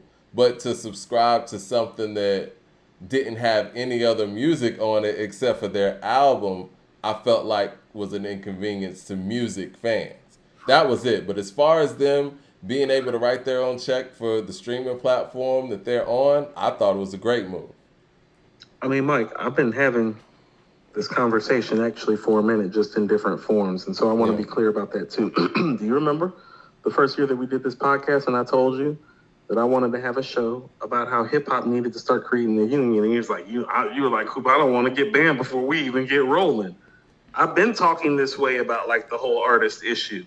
Because I was talking about a union before I was talking about streams, because I can see that the artists who a lot of people revere aren't taken care of. It is very reminiscent of like an old school sports league. It like reminds me of like the NFL in the 70s. And I don't mean that shit in a good way. And so some of these issues that I'm forging, this ain't no Nas shit. This ain't no plug shit. This ain't no mass appeal shit. This is some like, you see what's happening to the artists that you love type of shit? And did you ever think what's going to happen to them 20 years from now if you as fans don't do something about it? Because that is the thing about fans and other genre musics I see. Oh, no. They make sure that their artists are good. And I want our artists to be good. Mm-hmm. So I have to be an asshole. If I have to challenge you, Mike, if I have to challenge our audience, no, I'll be that, because it's very, very clear to me. And it has been from the moment that we've been doing this podcast. Something is not right with a certain type of hip hop artist not being taken care of in terms of their notoriety, their numbers, and thereby their finances because of those things, because it does help determine those things. Like, think of it like this, Mike. If they're putting a package together to submit themselves, it's just like being an NBA player. It's based on your performance. So let's say Benny's contract is up with Roc Nation and other labels are coming around and offering him deals. They're going to be like, okay, so you've been in the league for 7-8 years. It's like, right. So how many All-Star teams have you been on? It's like, well, I got this gold plaque for Johnny P's caddy. They're like, oh, yeah, that's cool. Remember that? What else you got? It's like, well, I made 10 and talk 3. It's like, yeah, I hear people love that in the streets. How'd that do again? You feel what I'm saying, Mike? And so people understand that some of the mentality is putting the artist in certain positions. I actually am thinking about the artist with some of the way that I'm thinking about this and forging the conversation down to talking about it being unionized. Now we're talking about streams. I obviously have a goal and objective for the artist. Antonio with the super chat says, Coop, you're really advocating that we stream albums even when we're not in the room listening? That's not truly support. It's juicing the numbers. I'm just letting you inside the mind of something different than what you know. You see how many people, listen, you know how I know what I'm saying is striking a nerve? How many people have said something about me making that one comment, Mike? Like, because just for them, it's like, oh no, we can't do that. Yes, the fuck you can. That's what I'm saying, Mike. It's the fact that people are even questioning. It's like, so you want us to do that? It's like, no. I don't want you to do that. I want you to understand that there are people who do now. More than anything else. Nobody's asking you to do anything. But don't pull up here on According to Hip Hop talking about artists not being supported when I'm forging these types of conversations and y'all are making it seem like I'm talking crazy when I know that this shit is going on. Like, it's literally going on up the street at Kennesaw State University. I know people on that campus that do it. 36 Chambers with the super chat says, the other thing is my son is in that age range. You're talking, and kids only listen to what they think is fire. They don't run up the numbers artificially. Hell, they don't even pay attention to that. Look here, man. That's some bullshit. Look here, my daughter a BTS fan. Mike, first of all, BTS done got a bag out of me. I want a rebate back. I want a $500 rebate for the BTS money I spent, for the box albums, for the T-shirts, for the posters. But mostly, Mike, you know what she does? She streams their shit every platform that they're on. That's what I'm talking about. And she does it because she's truly a fan of theirs. It's literally part of her life. Like, don't tell me that shit ain't real. Like, that's what I'm saying. My daughter, through me, oh no, she do the merch, box set, CD thing, and she do the stream thing herself. BTS getting the whole bag in the house. Don't tell me it ain't real. Mad Max with the super chat says, no, Mike, we don't freeze. Say only. It said we don't do that. Only Nicki fans do. I think he was talking about telling that. yourself that. That's what I'm saying. You keep telling yourself that, Mad Max. Keep on telling yourself. Jay Short with the super chat says, Coop is partially correct. When Taylor Swift comes out, those fans play nothing but her, even if it's the re-recorded. Even in the background, they play it. They gonna play her album. They gonna play all her albums for a week straight, Mike. All her albums gonna rechart. 36 Chambers with a super chat says, I disagree. Taylor Swift fans don't do that just to support her. They do it because she is a bigger following. And because young people live with their earbuds nonstop. That's true. More than we ever did as kids. Yeah. They got the earbuds in 100. Oh, here's the thing. It didn't count when we walked around with our Walkmans, Mike. It counts when they walk around now. That's what I mean about thinking about it like on the same level. It's like, no. All Eyes on Me and It Was Written and all that was constantly getting played. But it's like it only counted as one time for me playing it 500 times. It's like you understand now if you play something 500 times, oh, no, it count 500 times. 36 Chambers says, Coop, young people consume more media than we do now in this era.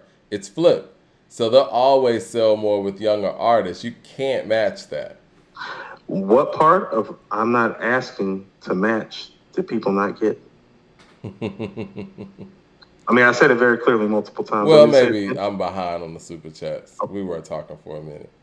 Let's see. I think it's some more super chats before we get to this LLoyd Banks. Hold on. 36 Chambers also says, Taylor Swift is a pop artist with millions more fans than any of our artists have ever had. How is this even a conversation? Pop Warner versus NFL numbers. No, it's not. Okay, so how about this? Let's flip the conversation right quick. If you really love your artist and you don't understand what I'm saying streaming-wise, then do it the old school way and listen to what I'm saying. Go ahead and buy 5 copies of the vinyl or a hard copy since you're going to play it like that. Because here's what I tell you. I think I'm like on my 4th copy of the Purple Tape on CD, Mike, before all the streaming stuff changed. The 4th copy about shot. I probably need to get another CD version. Just, you know what I'm saying? But I'm saying I bought the Purple Tape 4 times, okay? Mm-hmm. I'm not counting any vinyl that I bought. I'm just talking about CD and tape. Matter of fact, Mike, that actually makes it 5 because I bought the fucking tape. And I bought it on CD 4 times. I bought the Purple Tape 5 times, okay? I don't want to tell you how many times I bought Illmatic, Mike. Okay? Like on some real shit. Like it's damn near in the double digits. I'm not talking about any vinyl. I'm just talking about the purchase of the tape or the cassette. Mm-hmm. Same thing was It Was Written. Mike, I paid $32 for a CD, a UK version in high school just so I could get Silent Murder. Fucking CD was on sale for $13.99 in the United States. I paid $32 just so I could have Silent Murder. Okay? I have supported. That's support. So if you want to support in that way, I am more than okay with that. You don't feel like merch is support because it sounds like no, discounting. I do. No, listen to what I'm saying. No, the way we think about merch isn't support anymore because listen to what I'm saying. If you're not going to stream or you don't want to get with what I'm saying, you need to buy all the copies in advance now, like the duration of years that you're really going to play it, that you love it like that. That's why I'm saying it's like, oh, no. You don't want to stream? Buy 5 copies of the vinyl, 5 limited edition copies that you get what I'm saying? Like, because that's what it would equate to. Because back in the day, Mike, it wasn't just that. What Big say? I used to let my tape rock till my tape pop. Tape pop, you got to go buy a new tape. You feel me? We used to buy these albums over and over again. Part of why Illmatic is like over platinum now is because by the time it came out, by the time It Was Written came out, well, a lot of niggas that did have a copy of Illmatic, Mike, on tape, had literally already burned the tape out and had to go buy the copy on CD. Or go buy another tape. You get what I'm saying? So it's like if you want to support in that way, support in that way. But stop thinking that downloading the album and buying one piece of vinyl is equating to any sort of thing that lets your artist measure up and stand and survive in this business. You're asking your artist to be businessmen more than artists is what I'm saying, which means the craft is going to suffer eventually. I can understand that. Mike, you saw the singles list, Mike. Mike, you read out the singles. Mm-hmm. What I'm talking about is a direct correlation of these things that I'm speaking of. Most definitely. And people are talking about the music suffering. The music suffer because you thinking about it like it's 1995. It's like, no. You want the music to be better? You think I'm joking?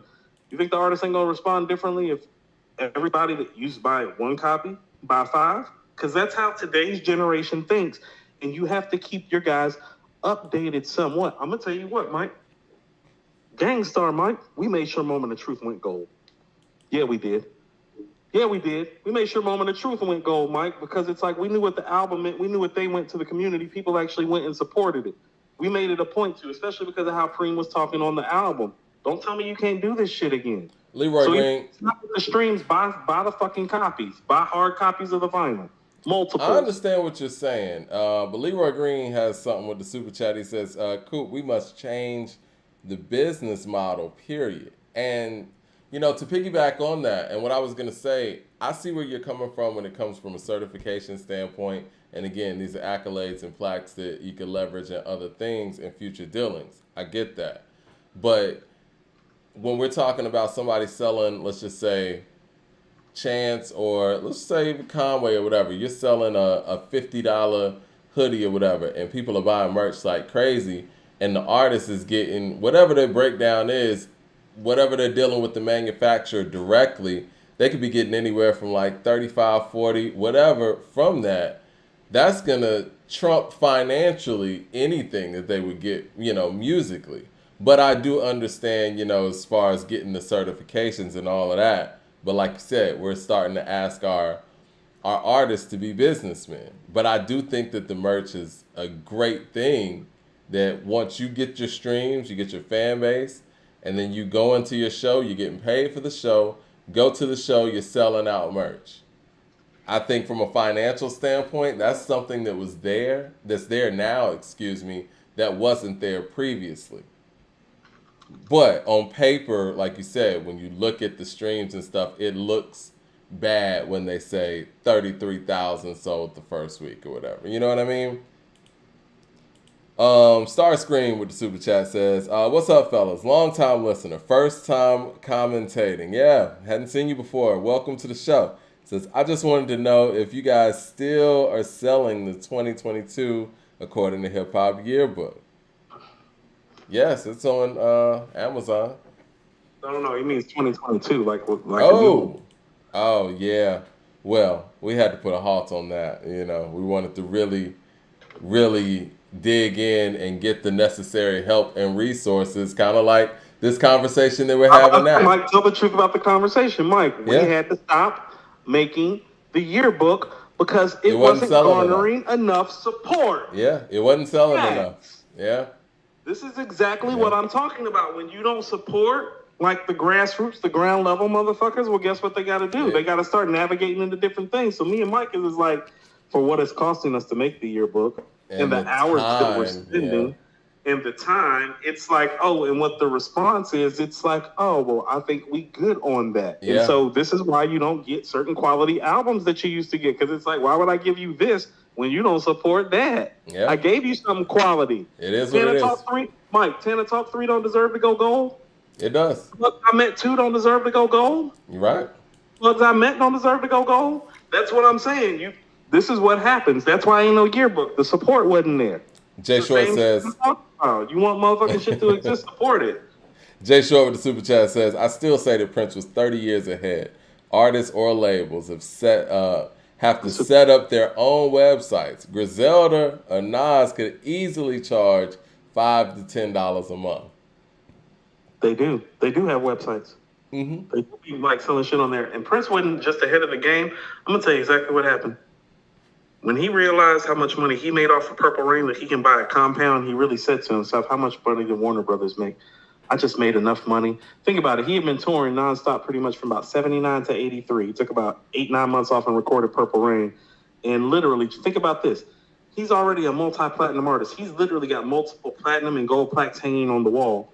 But Purple Rain was so big and the money was so different that it literally changed his whole existence. Well, Prince forged the question on his interview with Tavis Smiley some years ago that, you know, I never really thought about, and it made me think. And even the way I think about streaming, he's like, I don't know if Purple Rain sold 15 million or not. I just know what they told me. You know, we got that going through our auditing process now. So I've never heard an artist, especially a successful artist, actually question the numbers that were brought back in. And when you think about it, the numbers are being calculated by the people that are supposed to be writing you a check. So how accurate are these numbers?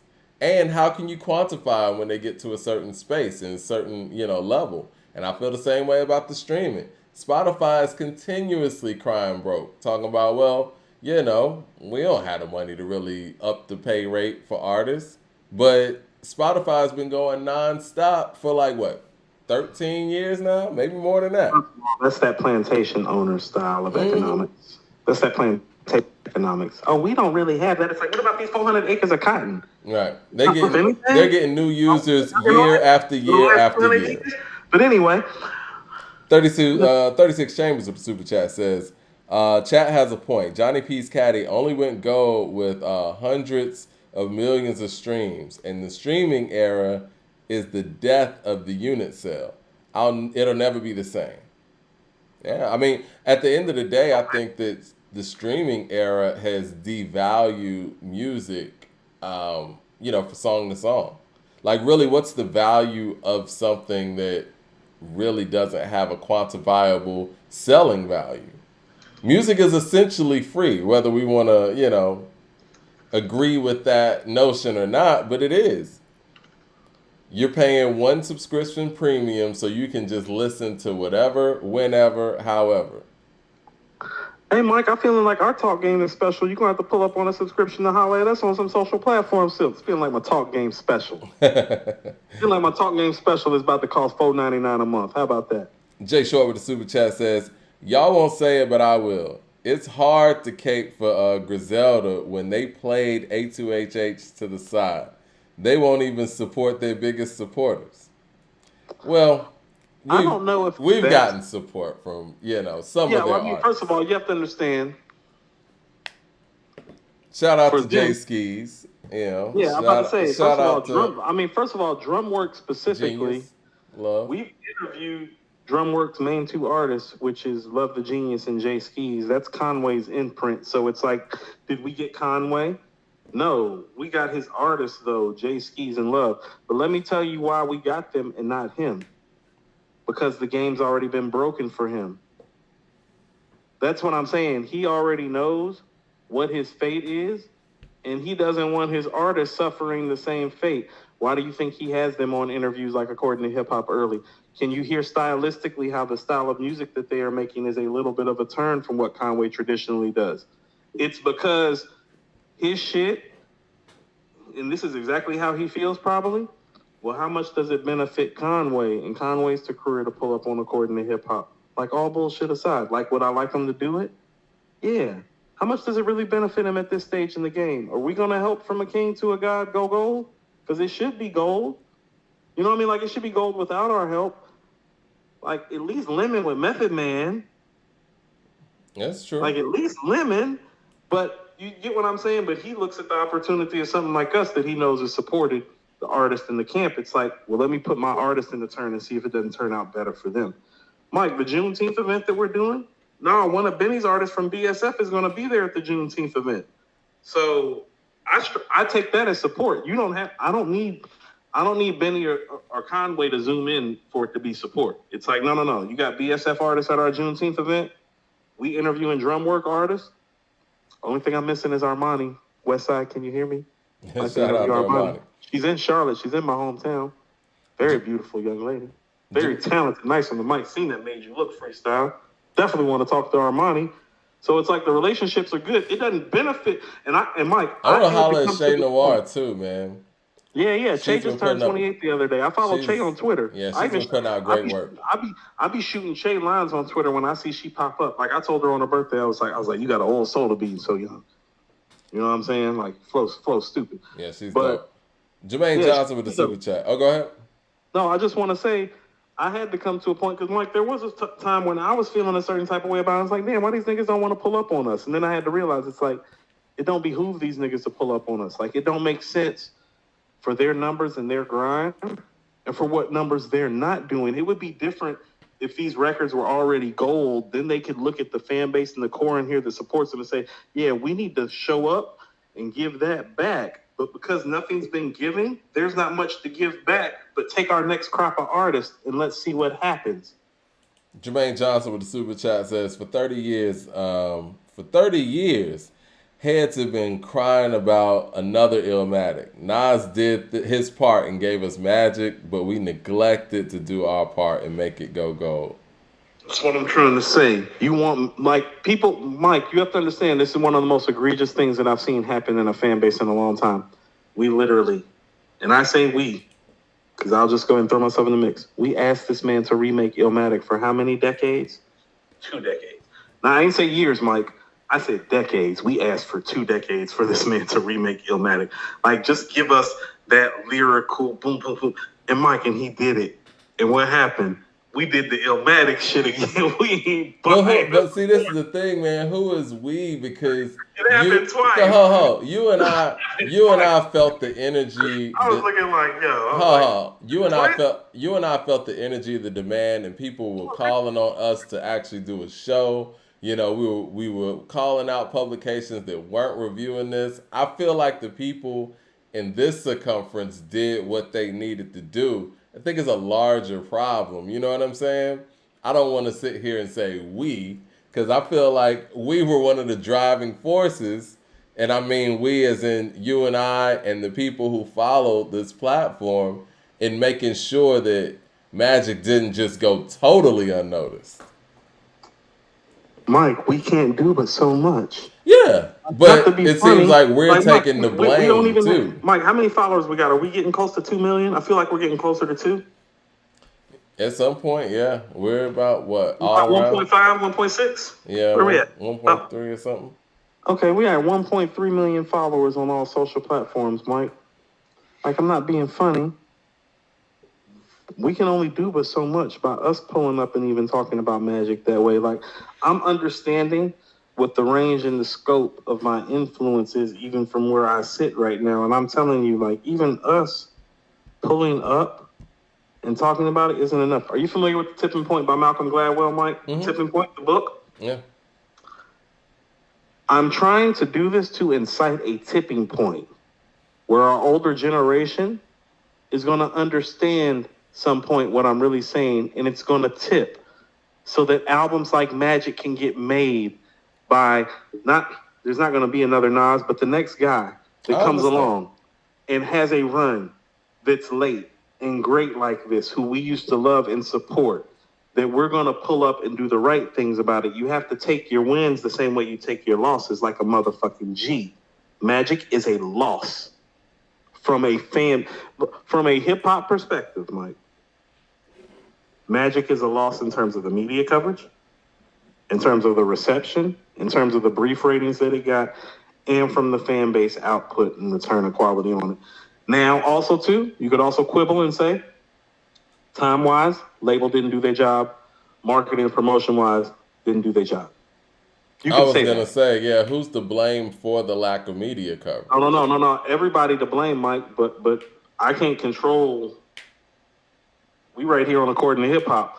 People asked us to pull up and talk about it, so that's what we do. But I'm going to have honest conversations about it when I pull up and talk about it. So it's like, oh, is the music timeless? Yeah. Lyrically? Mike, this is what I'm saying.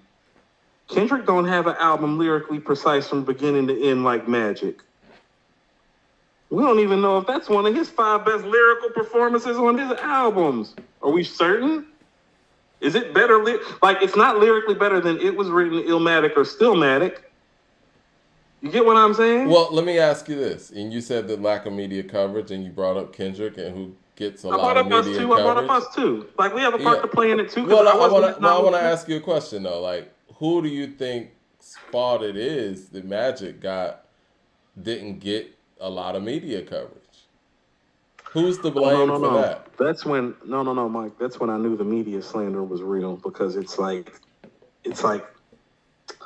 Magic is real hip hop, Mike. It's like, if you didn't like what he did on KD1 and KD2, I'm one of those people that it's like, if you don't like Magic, I'm not gonna say that your hip hop ear is questionable. I'm just saying you come from a different place in a different space and time than I do. So anybody that's familiar with hip hop the way that I am, anybody, Mike, that heard that shit, Oh no! That should have been like crack in the '80s. $5 a hit. Everybody should be around the corner lining up for that shit. Especially for how we complain about these today's artists that do the bigger and better numbers and how they're not hip hop oriented. You get what I'm saying? Like that was my problem with. I feel you, but I never bought into that whole such and such isn't hip hop, but I feel what you're saying on Mike, that. I know industry guys, Mike, that feel that way. So it's like when you're saying that, I feel you, but respectfully, I know guys in the industry that hate the way that rap has taken a turn. You get what I'm saying? And so when you get something like Magic, and those same people that I know don't care for this new shit, and Magic pops up, and I watch those people that I know are in the industry stay completely silent, yeah, I'm going to take a little bit of issue with that, because these are the same niggas that I just heard complaining about the direction that hip-hop is going, and it's like, and Nas made Magic. Well, let me ask you this. Why, when you say that, have any of, I would say, the hip-hop peers or the people in the industry, did they support Magic? Did you see Swiss Beatz out there tweeting about Magic or posting it on his Instagram? Did you see? No, you know what he was just letting Nas spit verbal intercourse next to him for a versus match. Ugh. I'm just saying, like, so the population of people that hold Nas high and the people that Nas work with, his peers, did they properly promote Magic? You know what I'm saying? That was a Nas thing, Mike. That's a hip hop thing. That's why I'm not talking about Nas fan base. I'm just saying. I'm saying him because he is who he is, and he has helped out. He's on this Swiss Beatz album, and we see all the time Busta Rhymes post other people's stuff all the time to support other acts, and I don't think we saw that with Magic either. And my thing is, why? You know what I mean? No, you're asking fair questions. It's deeper than just the fans. How about this, Mike? Nas is independent just like Cormega and AZ is. Now, when AZ's album came out, Nas reposted it. Mm-hmm. When Cormega album came out, Nas reposted it. Did you see Cormega post Magic? Did you see AZ post Magic? I didn't see it. I didn't see it. Did Busta Rhymes post Magic? I didn't see it. Like, Mike, wasn't he just on tour with Wu-Tang Clan? The Wu-Tang Clan post Magic? You get what I'm saying? Exactly. So it's like, no. When I'm pulling up, I'm not pulling up about Nas. Like, I'm pulling up about hip-hop and hip-hop heads that say that they want something. But then I don't see the artists that he came up with jump behind the project like that. Makes me think there's some jealousy involved because it's like, here's the reality of the matter. Oh, ain't none of them dudes making a project this great this late. So that's part of the reason why they're not supporting. And you see, he's comfortable supporting it because he's looking at them like, well, I just made KD2. I just made Magic. I'm making KD3. Sure, I'll support your shit. But do you think they're feeling the same way? I'm not saying that they're jealous. I'm just telling you how it looks. And so when I'm pulling up on hip-hop about certain things, it's like, nah, that ain't all about streams. That's about love. That's about grassroots. And Mike, I was so exhausted, but we were getting beat down grassroots rise to the point. I was in Columbia, South Carolina, and I was like, no, Mike. I was like, I'm just going to pull up the chair by the desk in the hotel room at 11 o'clock at night, and we're going to have to talk about this shit. I was like, because we're not going to be like everybody else. Let's go ahead and get it done. Yeah. John Green with the super chat says, Cooper's right. As a fan, Nas has given me more than I could ever give him. Made me recently buy KD3, Magic, and KD2 on vinyl. Way easier than listening 1,500 times for one purchase. That's all I'm saying. It's like, no. If you don't want to like stream it in the background over for like 3 days straight, it's like, no, that's cool. Buy a hard copy of the CD if they still make them. Buy an international version. Buy a deluxe copy of the vinyl. Buy a regular version of the vinyl. Buy 2 T-shirts and a hat. Call it a day. Same difference. You feel what I'm saying? But thinking that you're just buying one physical copy and that shit is working to help your artist that you're supporting compete with what's going on, not with even the younger artists, with the market of how the music business is pimping the music business. Oh, well, you're just kidding yourself. So it's like, are you a fan or do you just want to hear what you want to hear? Because it's like, I'm a fan of Nas. I'm a fan of Wu-Tang. Mike, if Outkast dropped a single tonight, everybody cut off. My daughter cut off. You cut off. Everybody water cut off. I don't want to talk to nobody for an hour while I play this Cass song right quick. Yeah. You feel me? Yo, I'm going to go to the Swig interview that we did. You know what I'm saying? Y'all got to support his album too. And then we're going to come back and we're going to talk this LLoyd Banks. And I mean, I think we should be good after that, right? I have some East Coast, West Coast thoughts, but yes. Okay. Well, let me go to the Swig interview real quick and we're going to be right back. Leaving here. Just put out the album, What I Do. What's going on, Swig? How you doing? Man, what's good? What's good with you, Mike? Oh, nothing much, man. You're a friend to the show. You've come on before. You got an album that you just released. Tell the people about it. Well, the name of the album is called What I Do. I think it's my 7th studio album. So, man, I'm just over here churning out. I think it has like 15 tracks on it, banging from front to back. You know, it's a momentum builder. It starts off kind of slow. It's like a locomotive. It starts off slow, but once it gets going, it takes off. You know, so yeah, I really like this project right here. I think this project is my second favorite project of things I've done. So what's that process like when you said that, you know what I'm saying, you started up and it builds? Like, was that intentional or? Oh, yeah. Everything I do is intentional, bro. Okay. Like, I already have a plan in my head. Sometimes I work backwards. You know what I'm saying? It's just crazy how my mind works. So sometimes I already be in the future and I work backwards. You know what I'm saying? I don't know if that makes sense to people, but it's like I already be where I'm at. You know what I'm saying? You have the full picture and then you just break it down from there. Yeah. Where does the title come from? What I do? What I do is basically, this is what I do, bro. Like, I make hot music, man. I make hot songs. This is the thing that I do. This is what I do. And nobody else can take that from me. Nobody else can tell me about what I do, which is make fire, songs. And what you was telling me before, like, you been doing this hip hop thing. You said you had a deal, when you were in your teens and as a kid and nonstop. Can you talk a little bit about that? Yeah. So back in maybe it was 99, 2000, we had a record deal, bro. I linked up with some guys from New York and DC. We were called the Heat Seekers.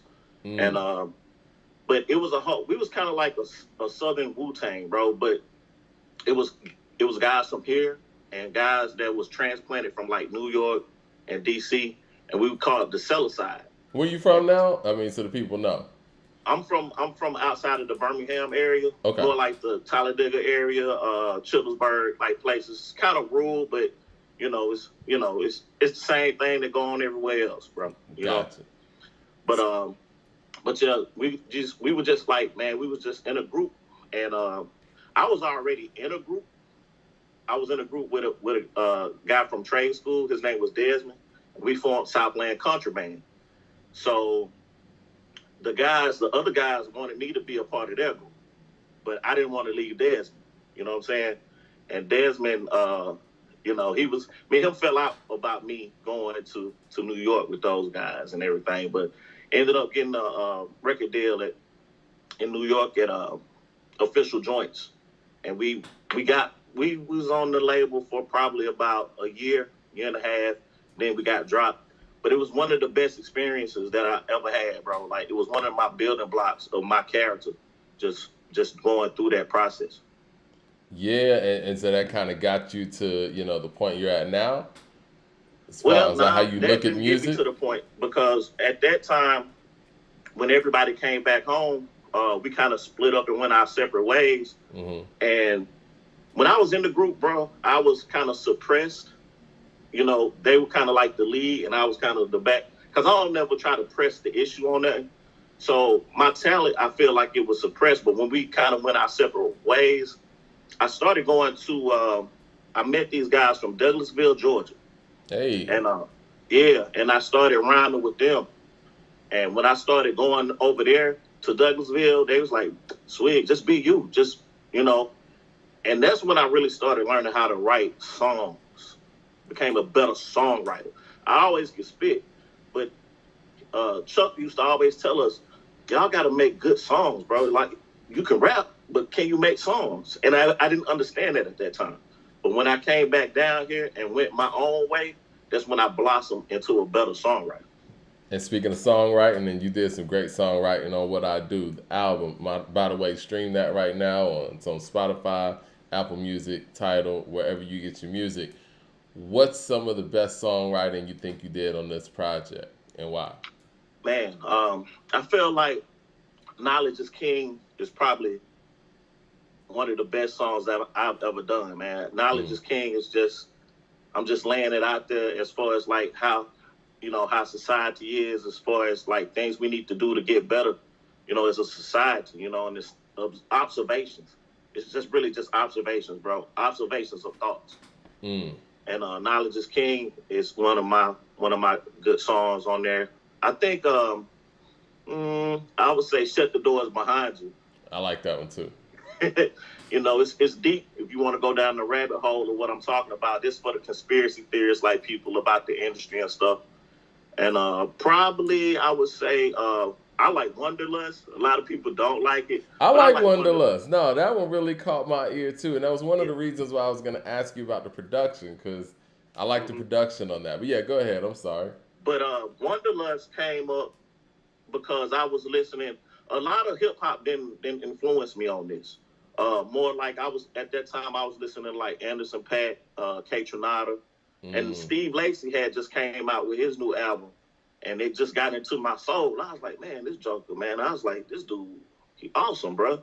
So I kind of want to take something and kind of blend my style with that type of beat or whatever that they kind of use too. Wanderlust did put me in the mind of K Tronada. That's funny you said that. Yeah.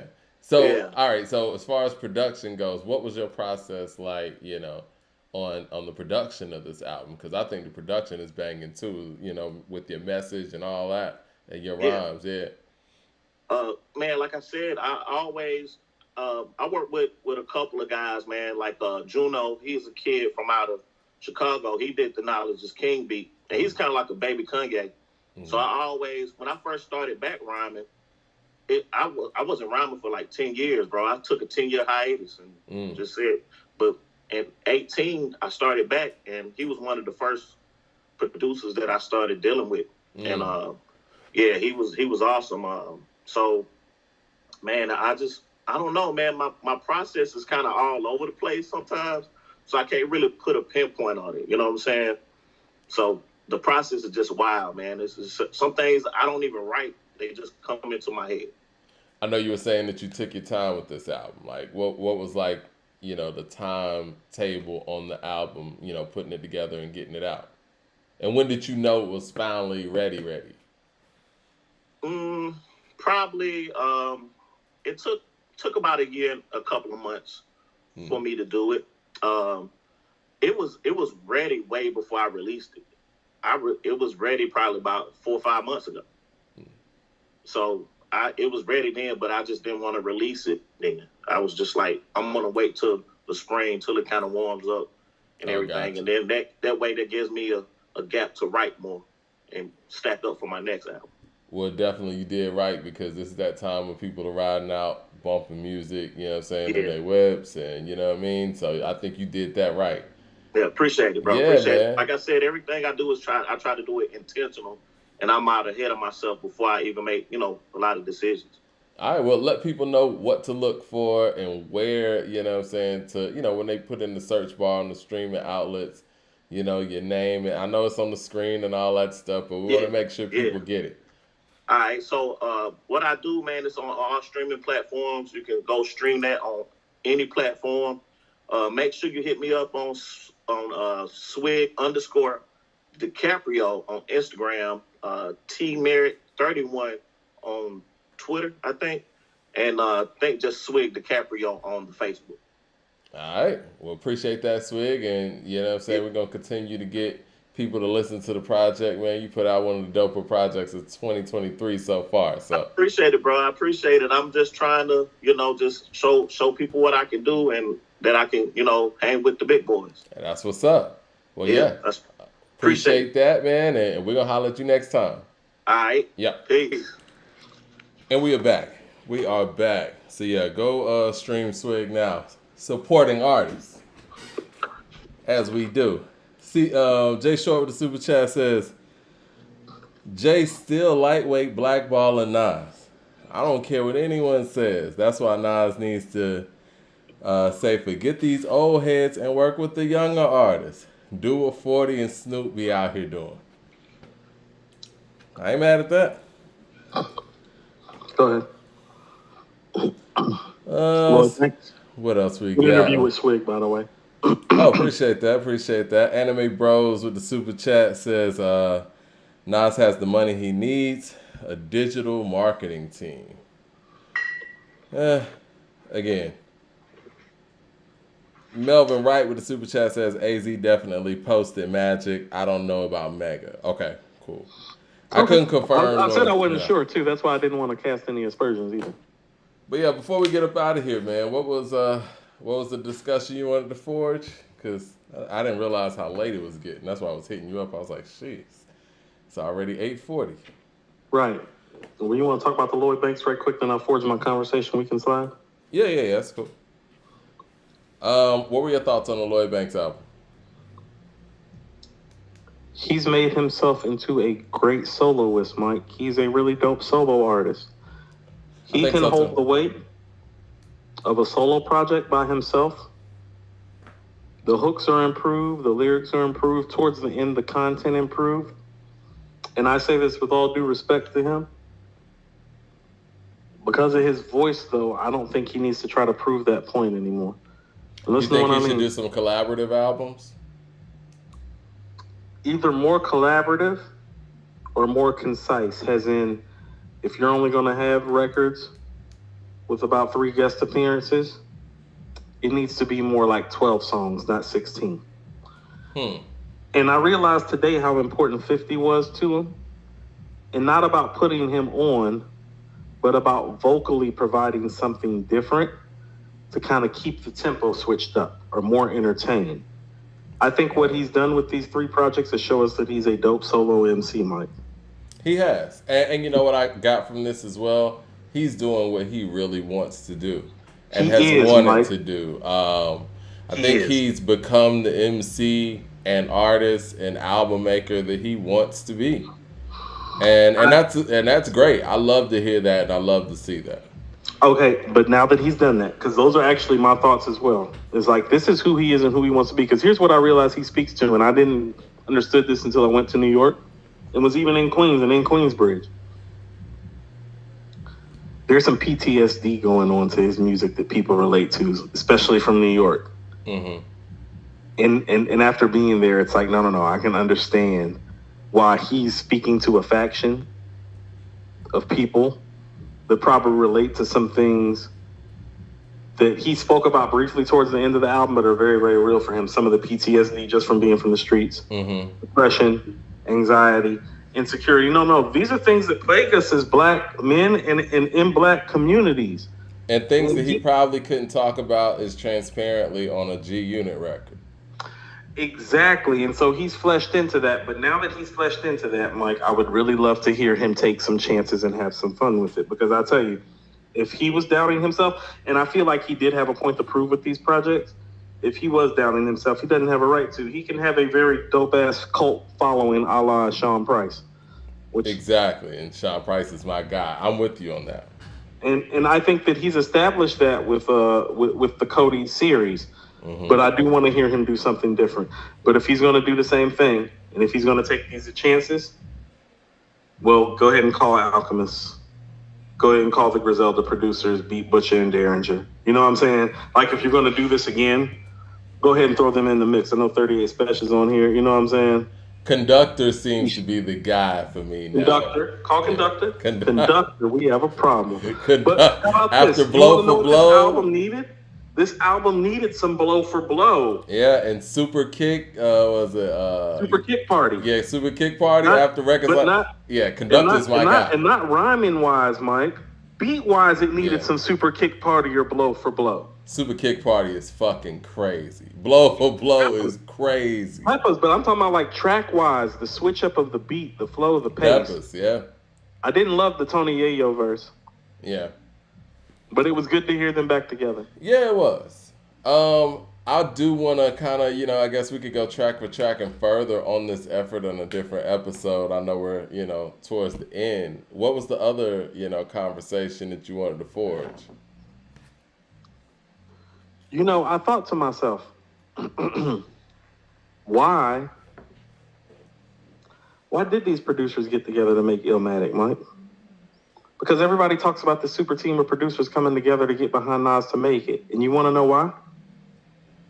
Because they were trying to bring the East Coast back, Mike. Yeah, definitely. I thought that was the general consensus. No, Mike. The West Coast whooping that ass in album making. Definitely. Here's what's going on the East Coast in the 80s. The classic East Coast albums, Mike, and I say this respectfully, where Tribe and De La really found the gap in the game, and I didn't realize this, Tribe and De La found the gap in the game is because they're really the ones outside of Public Enemy to come along and make full cohesive albums. Mm-hmm. The KRS-One, the Cool G Rap, the Rakim, the LL Cool J, the Slick Rick album, they're really more hits and big moments. They're not cohesive and seamless. Like South Bronx and 9mm Goes Bang and My Philosophy, it's like, that's actually not the order it should go, Mike. You feel me? Yeah. Like if we were actually going engineering and like album-wise, but like I get what they're doing. I think I got that order right. I think with De La Soul is Dead, and it's funny you said that when we were talking about 5 mic albums and that getting 5 mics. I think when they made that album and put that album out and the Source heard it, they had never heard an album sequence like that before. You know what I mean? Like the way it was put together. The only one, like you said, It Takes a Nation was the only other East Coast album in that era in the 80s. And I know De La Soul is Dead's early 90s, but you know, same time period. There was actually a flowing album. And again, I think that's the mind of Prince Paul. And we see that even in his works. So he operated like that. Him and Dre operate like that. Right. So here's what I'd have to say to that. The difference between the classic West Coast stuff and the classic East Coast stuff is that the West Coast is actually making better albums. Mike, listen to this. And then straight out of Compton. Easy does it. Like I had a thought today. I would like to hear somebody from the West Coast do a song. Check it out. Easy Cuz It. Schoolboy Q. You're on. Easy Cuz It. The Easy Does It album. So you got Straight Outta Compton. Easy Does It. Niggas for Life. No One Can Do It Better. America's Most Wanted. The Kill at Will EP. The Kill at Will EP. Death Certificate. The Chronic. Mike, they did all this in like 4 years, and Doggy Style's about to come out. Yep. Like, these are full-length players, and so... That's not even counting Tupac and what he's bringing to the game. No, we're not even counting that stuff. We're not counting the early Tupac stuff. But this is just them, and then I realize this, it's like, they're making cohesive albums because that's their way to get in the door. And they're banding together. I'm sorry, they were banding together collectively to do it. And like you said, with Illmatic, that was kind of the first time the East Coast really banded together to do anything. They got together, because here's what happened. Well, everybody's kind of factioned off after Public Enemy kind of like loses steam. And you want to know why Public Enemy kind of loses steam? It's kind of America's Most Wanted that did it. It's the album that their fucking team produced that actually kind of killed some of their steam, because it was like everything they were talking, it was just some super gangster shit sprinkled in between too. So it was like, oh, this is perfect. We got Public Enemy gangsta over here with Ice Cube. You know what I'm saying? No, Ice Cube killed some of Public Enemy's buzz, Mike, with America's Most. Like the album they produced helped kill some of their buzz. Because they're like, oh, he do what Chuck do, but he gangsta. Yeah. I mean, even when I heard Cube rhyming over Welcome to the Terror Dome, I'm like, wow. That's like I never thought somebody might sound better on this. And no disrespect, but it was like, that's a new and improved Chuck right there. Like, right. He's Chuck D. West. Jay Short with the super chat says, Coop, don't leave out quick is the name. And way too funky. Life is too short is in there too. Yeah. See? They making albums. See, but that's the thing. These are albums, Mike. They have like themes behind them. Like the West Coast album have themes, and they're kind of following the themes of the albums. That doesn't pop up until De La and Tribe. And so what I would tell you, when you're giving De La and Tribe all that like marks for like innovation, it's like, actually, nah, Mike, it's actually West Coast niggas. And that's why Illmatic was so important, because them dudes seen it too. Because here's the thing that they realized. De La and Tribe, for as great as those albums were, it wasn't registered, Mike, because it wasn't edgy enough. And this is hip-hop, Mike. And it comes from the inner city. And it's built on angst. And the angst matter. And so as beautiful as De La Soul is Dead is, and as beautiful as the Low End Theory is, it was actually beautiful to a fault.